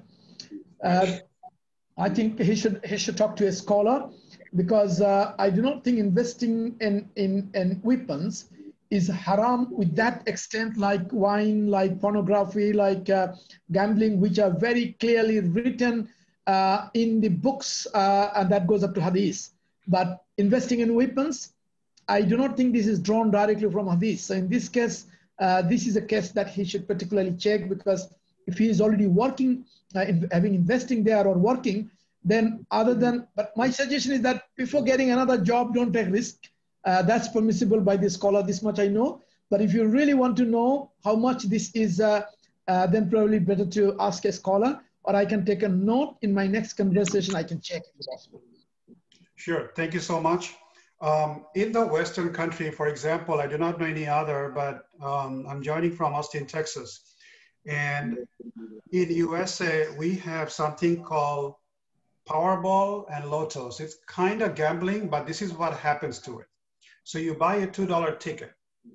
Now what happens is that $2 actually, your money goes to charity, helping teaching students or something like that. Your money goes to charity, but if you win probably $500 or $500 million. Is it legal? Is it haram or halal? Well, again, I will tell you, I talked to a scholar personally myself, and same dilemma we had, because in Bangladesh, you know, Red Crescent Society, they do a lot of lottery, and all this money go on charity for good interest. So the scholars were asked that if we don't do this, then how we help millions of people here? So he said, look, what is halal is halal, what is haram. I cannot make a haram a halal. So the lottery falls into the provision of gambling, where you are investing, where you do not know what you are getting, because some people get it, rest all the people do not get it. But according to some of the very modern scholars, what they say is that you can advise these companies who do it. For example, when you are selling the Red Crescent lottery and you are selling a ticket of 50 taka, Bangladeshi taka, or let's say 100 taka, and either you get something or you don't get. His advice was, why don't you give one pen, ballpoint pen, which costs only 5 taka, along with each ticket. So in that case, this whole gambling, the lottery, that becomes a part of the trade, because he is getting something. He's getting a pen for the 100 taka he's paid. Although this pen is not worth of 100 taka, but he made an intention that this 100 taka, the 95 taka, I am contributing for the charity. Whether he will get 5,000 or 10,000 or not, that is his luck. He may get it, but he got a pen. So this is only a compromise when some of the scholars make it, given that Red Crescent, they were doing it for a charity and for good interest, but don't generalize this formula for all ticket and lotto gambling or all, and you do not know. The lotto company, the money that they earn, whether they are spending on an Atlantic and in some casino, we don't know actually. So in this case, in particular, in these sort of cases, I personally, if you ask me, I will not go into it. Thank you. Just for a clarification, it is already the lotto company or the Powerball company, they will say exactly where they put the money in. So we know about that, but I think thank you for your explanation. Next question also came by text, which is, if I owe anyone money and if I die, what happens? So let me give you a scenario. For example, you have unsecured credit card loan in USA or many other Western countries. So it is not backed up by anything. And if you die in USA, for example, it says end of the contract. So you do not have to pay anything, number one. Number two, if you have a house, if you have a loan, you are obligated to pay your loan. But if I owe anyone money, and if I die, what happens to that loan, secured and unsecured, from the Islamic finance perspective? Well, it's not Islamic finance point of view, because this is not part of the Islamic financing. If you have taken loan outside Islamic financing system, non-Sharia compliant loan, then this is not Islamic financing. But if you ask me from an Islamic Sharia point of view, what should be the response? Sharia, yes. First is Islamic Sharia do not allow you to take a loan which is beyond your capacity to return, which means in a credit card, you should not take any amount that you are not going to return within 20 or 25 days. That's what the ulama ikram are telling. If you have a plan to take the loan beyond 20 days, which means you are agreeing for the interest that they are imposing, so knowingly you are getting into interest, then next, after doing a halal, you are trying to do something, doing haram, you are trying to do halal. So according to Ashraf Ali Thanvi Rahmatullah Alayhi, he says, if a building is established on a haram foundation, even if it is 10 stories or 5 stories, don't expect the halal floors, because your building is on haram. So first is you should not take loan that you are not. Now, if the bank forgives them and all these things, I don't want to get in about it. But if it is a personal loan you have taken from somebody and you could not return, as I told you, you will see in Bangladesh after every Salat al-Janaza, somebody will stand up and say, my father died. If there is any loan with anybody, please tell me. So it is the responsibility of the heirs, of the inheritance, of the descendants to return that loan, because in the day of judgment is going to be a big liability for him. Now, if there is no decedent, if there is nobody, and he has got some assets. So according to some of the scholars, what I understand is that first is 1/3 of his, even if he has got inheritance, the IRS, Uttaradhikar Ache, Tarporeo, 1/3 of his asset directly should be paid for the loan and for the liabilities that person has got. And most of the time, if it is not a big amount, most of the time people forgive them, that's also option. But as I told you, that even for personal loan, the hadith advice of the Rasulullah is always to take calculated loan, means loan that you have a means to return and you know how you are going to return and when you are going to return. So with all trust and tawakkul ala Allah, you have to have a plan for doing this, then you will not end up into a situation like this. But on credit card, spending more money than these 20 days that you limit your capacity, that's even forbidden from the very beginning. Thank you. I think we all know that we should and we must live within our means. And most of the people in the Western world, because of the easy access to credit card, most of us have high debts on the credit card. Many of us. I shouldn't say most, but many of us. That is the whole purpose of the credit card. They give you the credit card to spend what you don't need. Right. So next question is anonymous actually, and it says, in the past, when I bought property, I have taken traditional loan. The realtor offered portion of his fee, which is 6%, towards my closing costs. It is completely legal in US property buy and sell. However, I just recently told it may be bribe from Islamic finance point of view. What is your stand on this matter? If you have taken loan from the conventional bank, then all this transaction, I cannot give you any Sharia explanation, because the whole transaction is based on a different principle, different concept, different thoughts. So now whether he's asking is a bribe or I think these are secondary. Your fundamental transaction has not been Islamic Sharia compliant. So in this case, how you are expecting the product and the outcome and the derivatives to make it Islamic now. So it is just like, if I give a tough example, to be honest, is that the marriage has not been legalized, but you are talking about the Islamic education of the children. It's very difficult. So for me, I would say, if sometimes you start with a conventional loan company, then you have moved to an Islamic company because they buy the whole loan. So in this case, in that loan, the Islamic financing company, they have got Sharia board. They have got counsels, those who are highly qualified scholars. You should take an appointment from them. You should ask them to explain to you that under what Sharia provision, which fuqaha or which fatwa they are giving you this clause and these verdicts, and they will explain to you. If you don't trust on them, you can go to your own fuqaha Sharia, who is a reputed person in the current time, and you can have that legal battle with that company. If they are telling that they are Sharia compliant, but they are not complying, you have the right to go for a sue and argue on that. But on a non-Sharia compliant contract, to argue on a Sharia issue is a very difficult debate. Thank you very much. I just wanted to remind all our guests, still we are in the chat session Q&A. Within few minutes, you will have a chance to ask question one-on-one to our guest speaker for today, Dr. Moazzam Hussain. Dr. Moazzam Hussain, I have a few more from the chat session side. Mr. Tawheed from Austin, Texas. And I think he's a very good listener of you. He always asks good questions to you.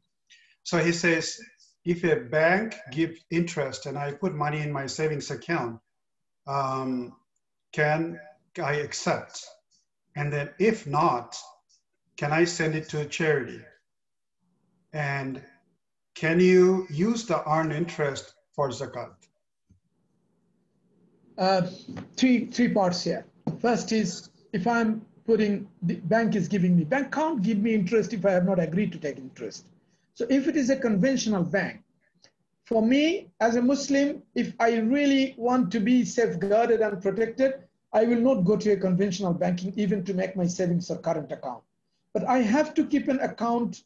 Sometimes I had to open in some of my jobs where the office insists you that that's the bank where you have to have your salary account. So the salary comes, and even 5-10 days by the time I transfer is still some interest in cars. In those cases, I keep a account statement where I can see where the bank tells about the dividend or the interest that they have given. That amount of money, as I learned from these scholars, you keep it separate, you donate it, and donate it without any intention of any sawab, means any intention of reward even. Just give it, either making a toilet in the mosque, or give it to anybody, somebody who's in the loan and all these things. But don't expect, like normally when you do charity, you expect reward from Allah subhanahu wa ta'ala. This is a charity not to get any reward, but to clean yourself. And then to use it for zakat, absolutely, I don't see any logic and any rationale that this amount of money can be an exchange for it, because zakat has to be of your halal earned money. You give 2% of that, but the interest that you have got is not part of your halal income. Thank you very much. Very, very interesting thing you just said right now, which is if you earn interest, you want to clean yourself, just give it away without any reward. And zakat has to come from a halal income. So that is a good one. Next question comes from. One thing I wanted to remind Sohail, many people who take bribe and ghoosh neয় এবং haram income করে, and they don't give zakat because they think, oh, my income is haram. So that's also worse, I think. Whatever the income you have, give it and try to make it clean as good as possible. I mean, this is not for particular anybody. I'm just telling a general statement. Right. Next question comes from Mr. Rakib, which is banks usually create money out of nothing. That means bank doesn't have anything. It's actually deposit and investors and things like that, and customers. So banks usually create money out of nothing. When they distribute loans, inflation and a lot of other problems are present because of banks and paper currency. Can you please clarify what Islam instructs about gold or silver currency and paper currency? I mean, I don't know, this is a very vast subject, so I don't know what he wants to know from me, because it's not that bank creates money out of nothing. Bank gives money out of money, because somebody has kept the money, he is giving somebody else's money to you, and he gives somebody else's your money. So it's coming money out of money. But if it is the inflation that you're talking about, well, in that case, gold sometimes seems to be a more stable currency.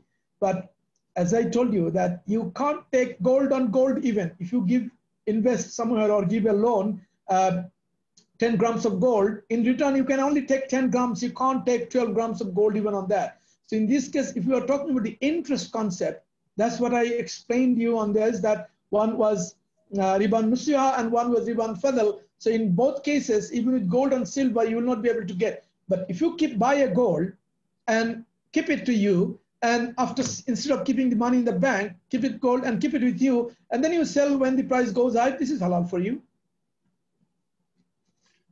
Okay, makes sense. Thank you. There are other questions, a few other questions, which I think you already addressed.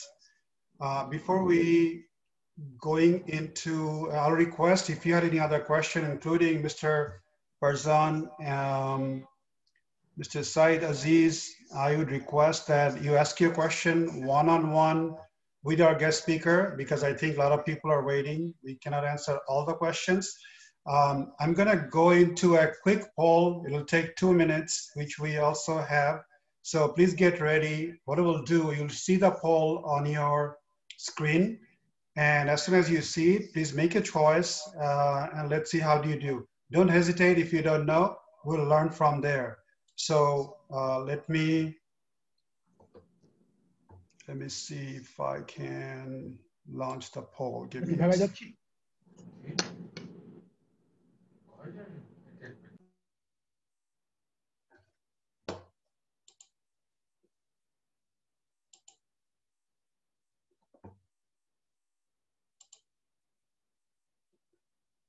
Well, while I work on the poll, it's not working correct. So I'd request that right now, if anybody has one-on-one question, please raise your hand, or you can unmute yourself or click on raise your hand. And what we can do is take one question at a time. So you can also show your face on the screen, or it's okay not to, but please go ahead. Does anybody have any question that you'd like to ask him one-on-one? জি আসসালামু আলাইকুম মুয়াজ্জম ভাই জাহেদ বলছিলাম Austin থেকে ওয়ালাইকুম সালাম ভাই জানতে চাচ্ছিলাম যে খুব সুন্দর প্রেজেন্টেশন যে এখানে অনেক সময় রিয়েলটররা কমিশন শেয়ার করে থাকেন বা অনেকে এটাতে এগ্রি করেন বা অনেকে বলেন যে হ্যাঁ পেতে চাই বা রিয়েলটর বলে দিতে চাই এগুলা কি যদি কন্ট্রাক্টের মধ্যে করা হয় এই জিনিসটা কি অ্যালাউড নাকি আমরা তার অংশের ভাগ চাচ্ছি জিনিসটা করা ঠিক না I didn't read any thank you Zaid I didn't read any published article but when I was in Bangladesh and I used to ask about it because অনেক সময় product selling in মধ্যেও they ask for the commission so what I was told by the scholar that if this is declared means both party knows about it those who is like somebody who is a middleman, if the seller and the buyer, real buyer and seller, both of them know that he is taking a commission from either of the party or both the party or any of the party, then this is allowed. But hidden commission is not permissible. ধন্যবাদ আসসালামু আলাইকুম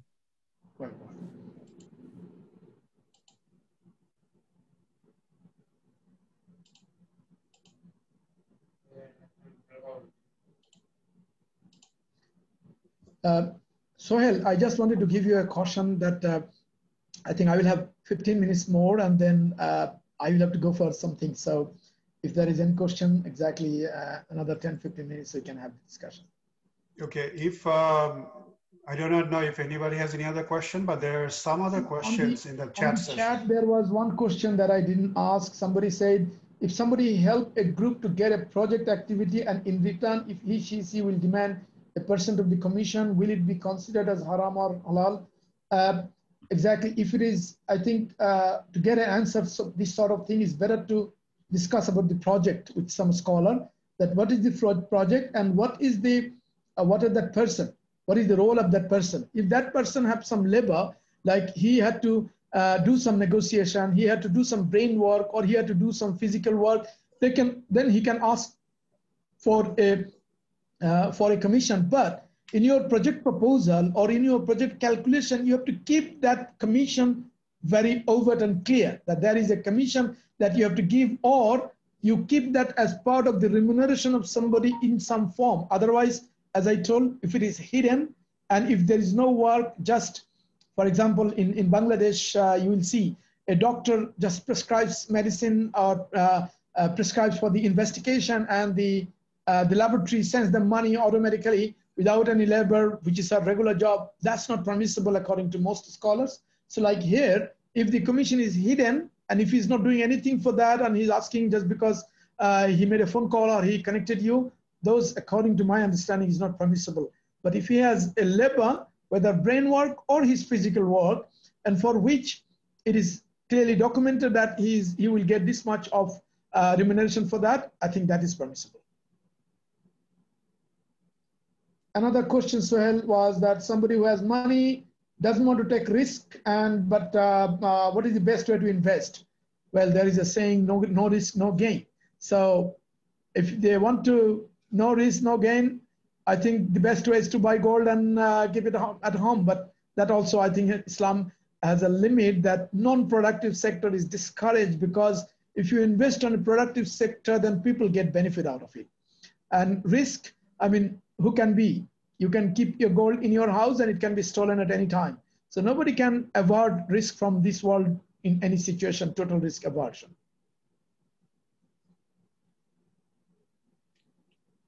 Thank you.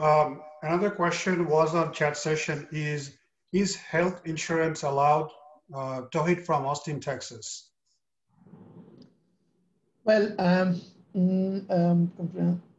according to the scholars, as I told you, that under all category, all sort of insurance, in principle, the scholars consider this is haram.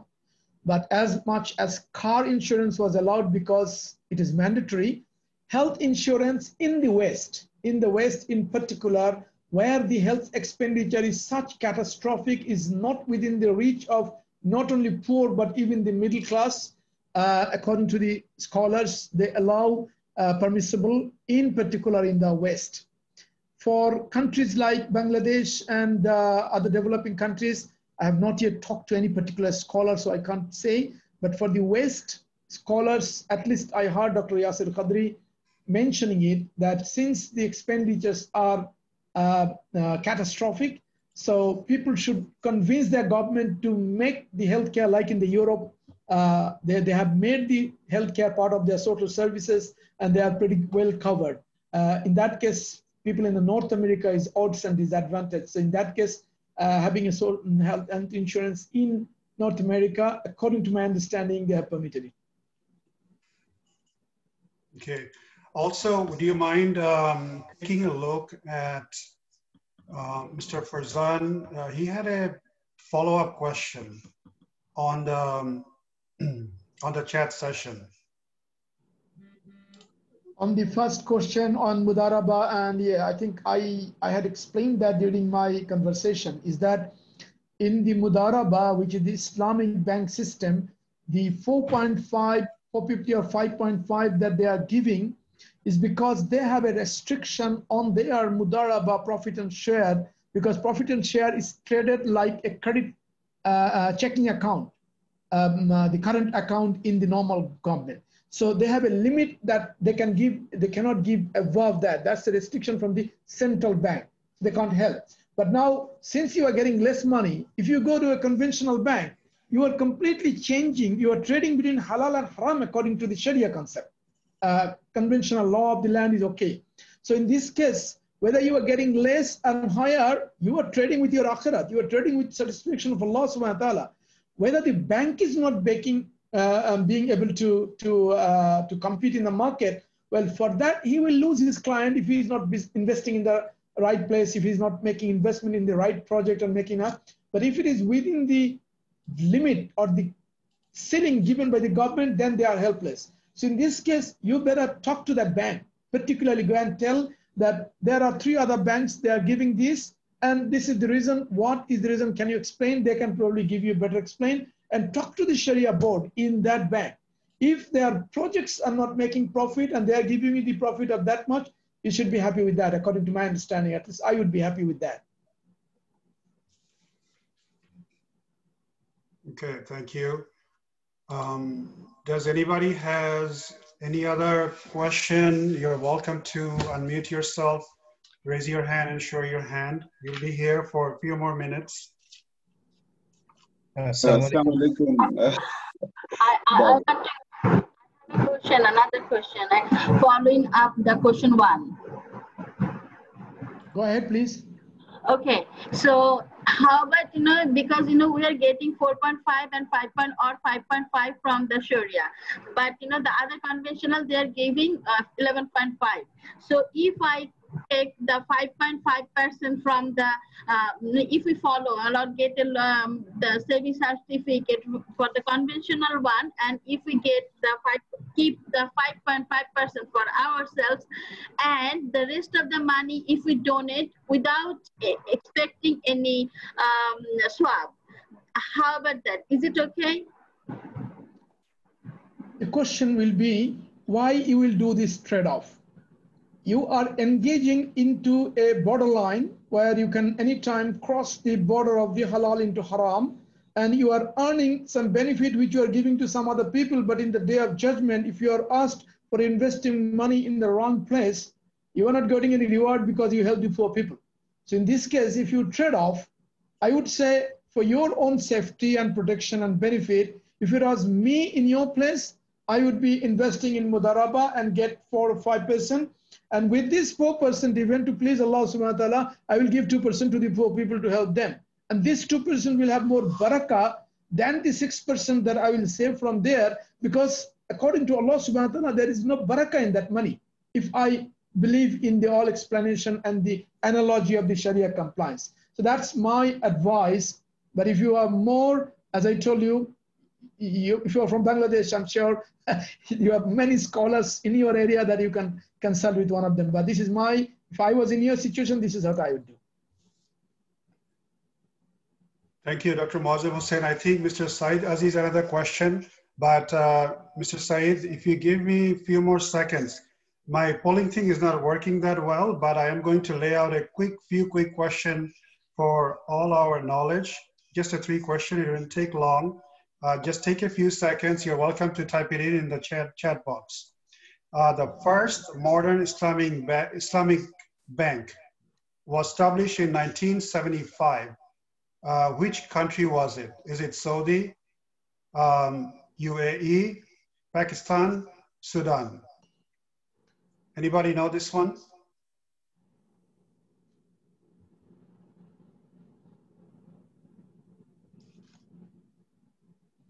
So I'll give it away since someone said Sudan. The correct answer is UAE. UAE has actually started the first modern Islamic bank in 1975. And since then, UAE model has been the benchmark for many others. Next question would be, which country had the first Islamic bank in Europe? This answer may surprise you, but I'll give you a choice. Switzerland, England, Italy, and France. Any guess, anyone? Please put your answer in the chat session if you know.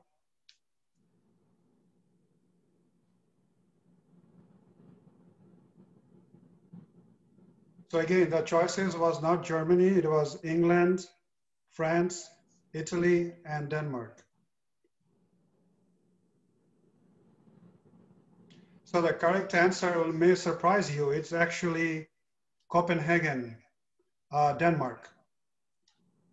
So I had a few more, but our chat session, polling session is not working that well.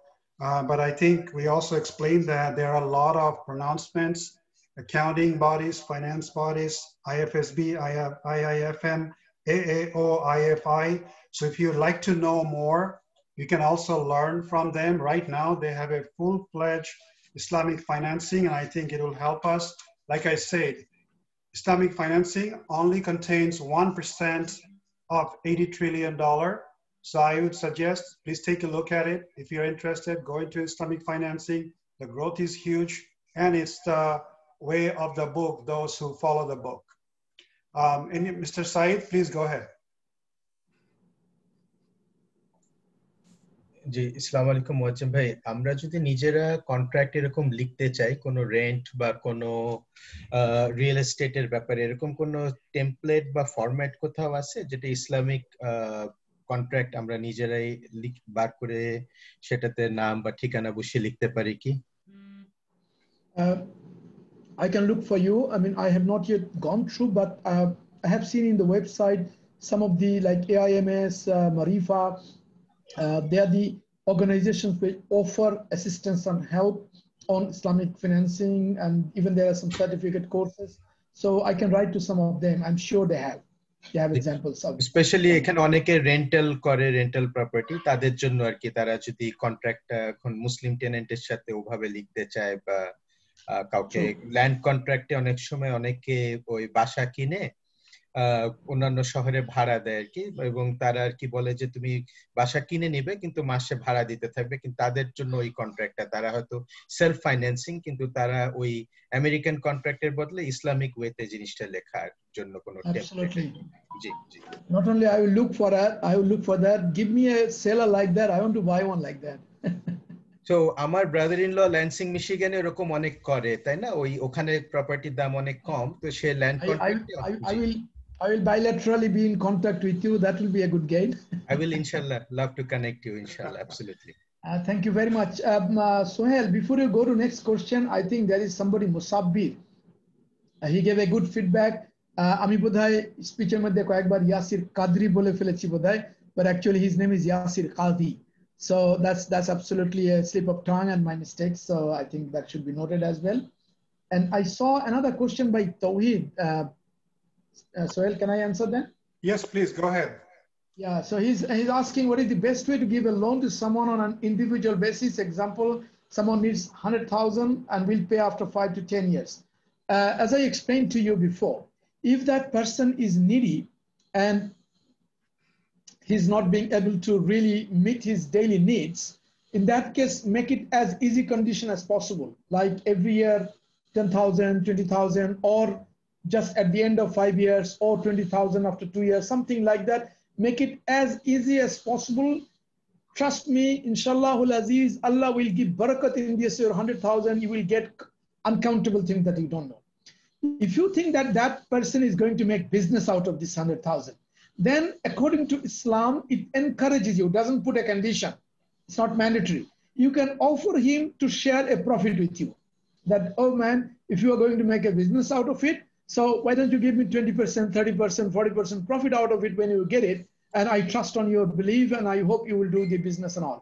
But in that case, if you are asking a profit, then you are going into profit loss sharing concept with him. In that case, in case if he loses the money and there is nothing remaining after 5 years, you might get zero return. That also you are taking. So that's one option you take, or else be happy with your 100,000. After 10 years, 5 years or 10 years he gives you, but 5 to 10 is not Sharia compliant. He has to tell you if he's taking on 20th September 2020, he's going to return you the money on 20 September 2025, and there will be 2 witnesses, and the conditions will be written, if it's installment or direct or one payment and all this to be written in a paper with 2 witnesses and signature. This is for Sunnah. You will get barakat. He will get barakat out of Sunnah, and he will get the barakah of Sunnah for giving and taking the loan. Thank you. I have a question, which is, if you look at today in the world, many of the Muslim countries and developing countries, they do have the highest interest rate. They're paying like on a loan in between 10 to 20%, maybe 25%. And the corruption in those countries are also extremely high. So do they have a correlation? And if we really would like to address, which one do we address first? Do we come into a position where stop corruption first, or stop taking or paying interest first? Thank you, Sohail. I think I will start with what I can do, which is within my capacity. Stopping corruption is like a mosquito fighting with an elephant, because we are each of us like a mosquito, and corruption is an elephant. It's an institutional thing. Nation is involved, big institutions are involved. So it will take ages. But when I was young, when I was a medical student, at that time, Bangladesh started with the Islamic Bank. They just started with one branch, and you had to go to Matij Hill even to open your account and deposit any money or take any money, one branch. From there, by the time I started getting a job, I even saw that Standard Chartered Bank started opening a Sharia window or Islamic window.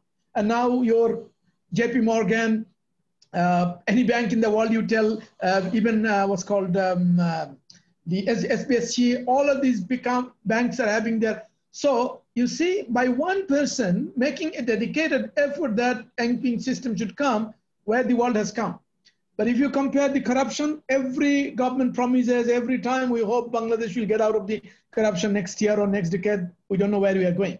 So in this case, I would say getting or fixing corruption, you need political will, you need the ability and the political administration in your hand to do that. And that's a long journey to my understanding. But if each of us are committed in saying our prayer 5 times a day, a person, when after having hundreds and thousands of mosques, if we can't pray our 5 times prayer in the mosque, cannot go for Salatul Isha and Fajr, tell me when I'm going to take corruption out of this country. Impossible, very difficult.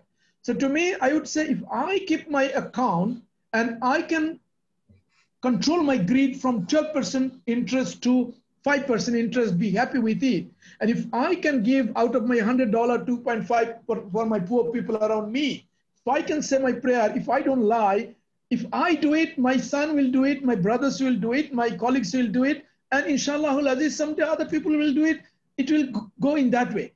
And the other way, if you really want to, then it's a radical, I mean, it's a revolutionary thing. It's a big revolution, big battle, and all these things, which is a long way to go. For me, I will start with taking interest out of my life, getting into cleaning my income and my expenditure, and bring blessing on me and encourage few other people to do this. And if this goes on, snowball effect, inshallah, this world will change one day. Assalamu alaikum. I have a quick question. Mr. Masood has a question for you from Austin, Texas. Yeah. Assalamu alaikum, Mojam Bhai. It was my pleasure to have opportunity to have this session today, and it was really beneficial for me, inshallah. So my question was, as you know, we have second generation, third generation now in US, right? So years ago we came here. Now our children are going to university, or they are going to go in few years also, right? And everybody know that it is very expensive to have higher education in US. So what is your suggestion? Because at the end of the day, either they will take loan, federal loan, or they'll get some sort of a scholarship. As you know, those loans also have what do you call that? The interest. Whereas on that, and not all the students, second generation student or third generation student, will have the scholarship, right? So what is your advice? In Islam, we said that we need to seek knowledge, right? But we also cannot compromise having this, compromise the fact that we will seek knowledge, but at the same time, we are actually buying that through interest. So what is your solution here? Because this is a common problem. Every house has this issue. Thank you. Thank you very much. I don't think there is anybody more sufferer than me in the world. I have 4 kids studying in Canada now, and none of them got a student loan. None of them get a scholarship, and I'm not entitled for getting anything because I'm a foreigner. Why I decided to send them to Canada is I have a plan. Now, I made the decision not sending them to Bangladesh, where I could send one tuition fee of one student, could tell all my 4 kids do their graduation and masters in Bangladesh. Now, I made this choice to send them in US. I'm selling my properties to pay them. I cannot give an excuse because I jumped into the fire, and I can't now tell that save me from this fire because I made a choice. For me, if you are a US citizen, if you are a Canadian citizen, or if you are an European, I think up to graduation, they have got very easy conditions for your graduation, especially from the state universities, from the community colleges, you can still get degrees. In our time, still English medium private schools were very precious and expensive schools. We went to government schools, very cheap schools, July schools, and we come out from there. We compete with the world. So to me, I do not think everybody has to go to Johns Hopkins, MIT, and to Columbia University. If you are a citizen of the country, if the state universities, I know the tuition is affordable by a middle class, you can. But your masters might be pretty expensive. And that's why I did my master's after 10 years of my graduation, because I earned my money, I paid my money, and then I went for my master's, or the officers might pay. So in this case, I would say you start collecting or saving your money from now, because you want to make your children graduate or masters. That investment plan should be from now. And there are Sharia compliant organizations where you can invest and get a profit share provident and get the money. Now, if you tell me the reference that you gave, that Islam says to our knowledge, you need to understand the Islam said about the knowledge which is mandatory, which is to know about Allah, to know about Rasulullah, to know about Deen, to know about Sharia, which is mandatory. That I do not think is at all expensive. Nearest mosque in your house or the madrasa, they are quite cheap. But if you want to do other education, which is permissible in Islam and encouraged, and we should do that. So to my understanding, that up to graduation, if you are a citizen of the country, my understanding was that still it is a manageable cost if you do not go to the expensive private universities. For masters, you should encourage your children to do some jobs, save money, and then plan for their masters. Thereby, I would say this is where I have seen my colleagues and friends, those who are in the North America, they are making their children. In case worse come worse, the situation comes here that you can't live a Sharia compliant life. You know, when Rasulullah sallallahu alaihi wasallam was advised to hijrat from Mecca to Medina, I don't want to take you to that difficult decision. But what I'm telling is, if you make an intention from now, your children are small, and you pray to Allah subhanahu wa ta'ala, start saving a small amount of money, I can assure you Allah subhanahu wa ta'ala will open doors for you, make it easy for you, and inshallah it will not be a problem. Just make the firm intention. Thank you, Mazum Bhai. Also, I think I would like to add on to that is that it is very expensive in USA. Usually people have in between $20,000 to $50,000 loan just going to a mid-tier or state colleges. So it's not about MIT, they have more, it's more expensive. So I think it's also, there is a time has come. University, but $20,000 a year, isn't it? No, 20,000 in 4 years sometime, 20,000 to 50, 60,000. That's an average. Yeah. So in this case, that's what I'm saying. If you start saving when they're young, and if you have to give 20,000, just imagine those who are from outside, are international students, they pay 50,000 a year. Yeah, and you are paying 20,000 in 5 years. Allah has made it already so easy for you. Yeah, so I'm taking a different position, and I think you would agree with me on this, which is, if you look at it, I think Sharia compliant student loan must evolve in a way so that those Muslims who want to be Sharia compliant, they have to put their money also in education. So it has to be not small money, but big money has to come there so that it also can be, instead of just parents by themselves, because most of the parents are not rich. It's impossible if you have 4 kids to get that kind of money for your children. So I think the Sharia compliant banks has to come up too with a better dollar amount so that there's a chunk of money is allocated for student loan and education. Absolutely. I agree with you, Sohail. Sorry, I'm rushing a little bit because I have to rush. I think you are very right in saying that. I heard this discussion that some people in a very high-level talk show, they were talking that the Islamic banks, they cannot give much profit because their transaction cost is more expensive. And the scholar was explaining that it's not the transaction cost. Their market is small. So their operations cost is higher than the big banks who has gone billion-dollar business. So there, I agree with you. We have a dual role. We need to encourage the big investors like the Middle East countries. And I need to tell you, unpublished literature says that Mahathir Mohamad, 30 to 40 years back, he appealed to the Middle East that help me standing on the Islamic banking, I will make this banking of the world. And he did not get that proper help and support. Otherwise, we would have a large market in the world where even introduction of the education loan by an Islamic bank would be possible and feasible. But I agree with you, this sort of voice raising will help us to convince the investors to come in that line, because still there are many rich people, Muslim people who can be encouraged. But that is on the upper end. On the lower end, if there is 27 or 30 people in today's audience, how many of us we are doing Islamic banking? How many of us have put money in the Islamic financing? So if we are not doing Islamic financing and banking, how I will expect the investor to put more money because I'm not giving them the market. So we need to do our part, that we have to start some sacrifices and start doing it. And then we need to do advocacy to convince, and we are in the upper class. We are these 30 people here. We are of the 1% of the society. We have access to those CEOs. We have access to those high-level people. We can give them presentation, convince them, encourage them in our social network to give these good ideas. And one of the things I will tell, one of the deficiency I find in the subcontinent people who are in America, anything that we want to do in Bangladesh, Pakistan, and India. But my scholar says, if you are an US citizen now, if your children are born in US and they are going to be US generation, invest your money in US for the next generation to have Islamic system. And for that, that's your investment. That is the global investment that you are doing. So in this case, I would say the amount of money generated by the Muslim community in the West, if that would recycle in the Islamic sector, I'm sure we would have many other branches of loan or credit, even scholarship.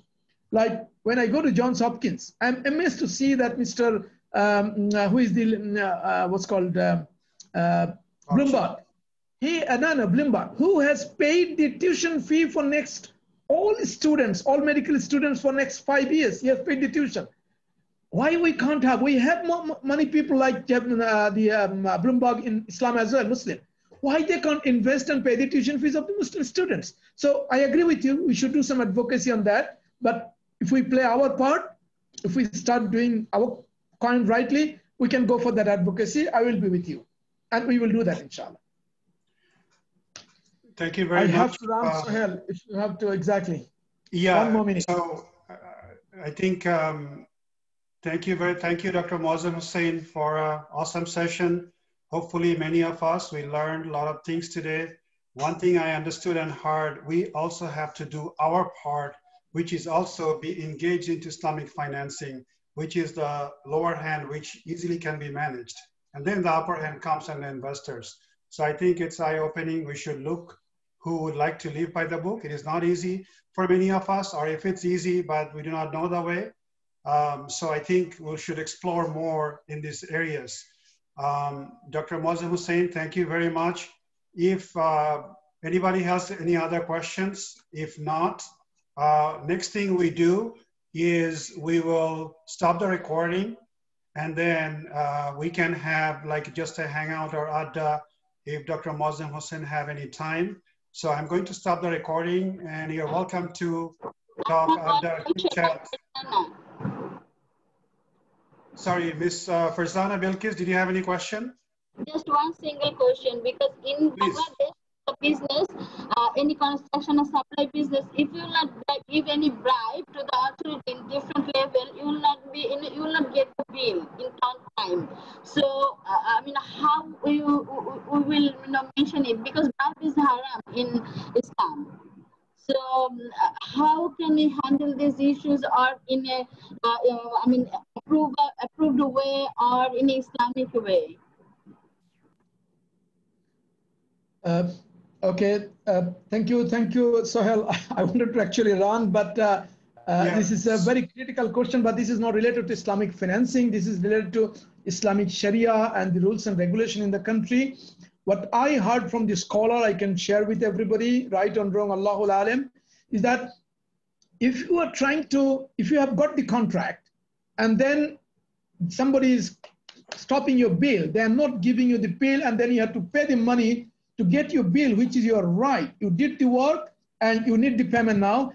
This one is the ulama ikram, the scholars, they allow you on an oppressor side, oppression side, oppressed, but the person who is taking is haram and he will be punished for that. But if you are bidding 10 people together and then you want to bribe to get that bidding, this is haram for you, you cannot do that. So because there you have to compete on a fair chance. If you are unfairly not given, Allahul Alam, you trust on Allah subhanahu wa ta'ala. That is the tawakkul as a Muslim we have. But if your salary somebody is not giving you, you did your 1 month job, at the end of the month, the accountant is not paying you, you have to pay some money. This is permissible. With istighfar, you will not be given sinful for that. But in order to get a job, you want to bribe the manager to get the job at 6 other candidates, and you did it because you can be disqualified. This is haram because you are playing on your taqdeer, on your fate. So I hope that answers for the current situation in Bangladesh. But as I told you, there are many scholars in Bangladesh, and in particular in your particular area where you live, my sister, please ask them. They will give you the right solution in the context. Sitting in Jordan, very difficult to tell me anything more than this. Okay, thank you very much. We will stop the recording, and anybody wants to talk to Dr. Mohsen Hussain, thank you all the attendees. Thank you very much again. So go ahead, you can unmute yourself and talk with him.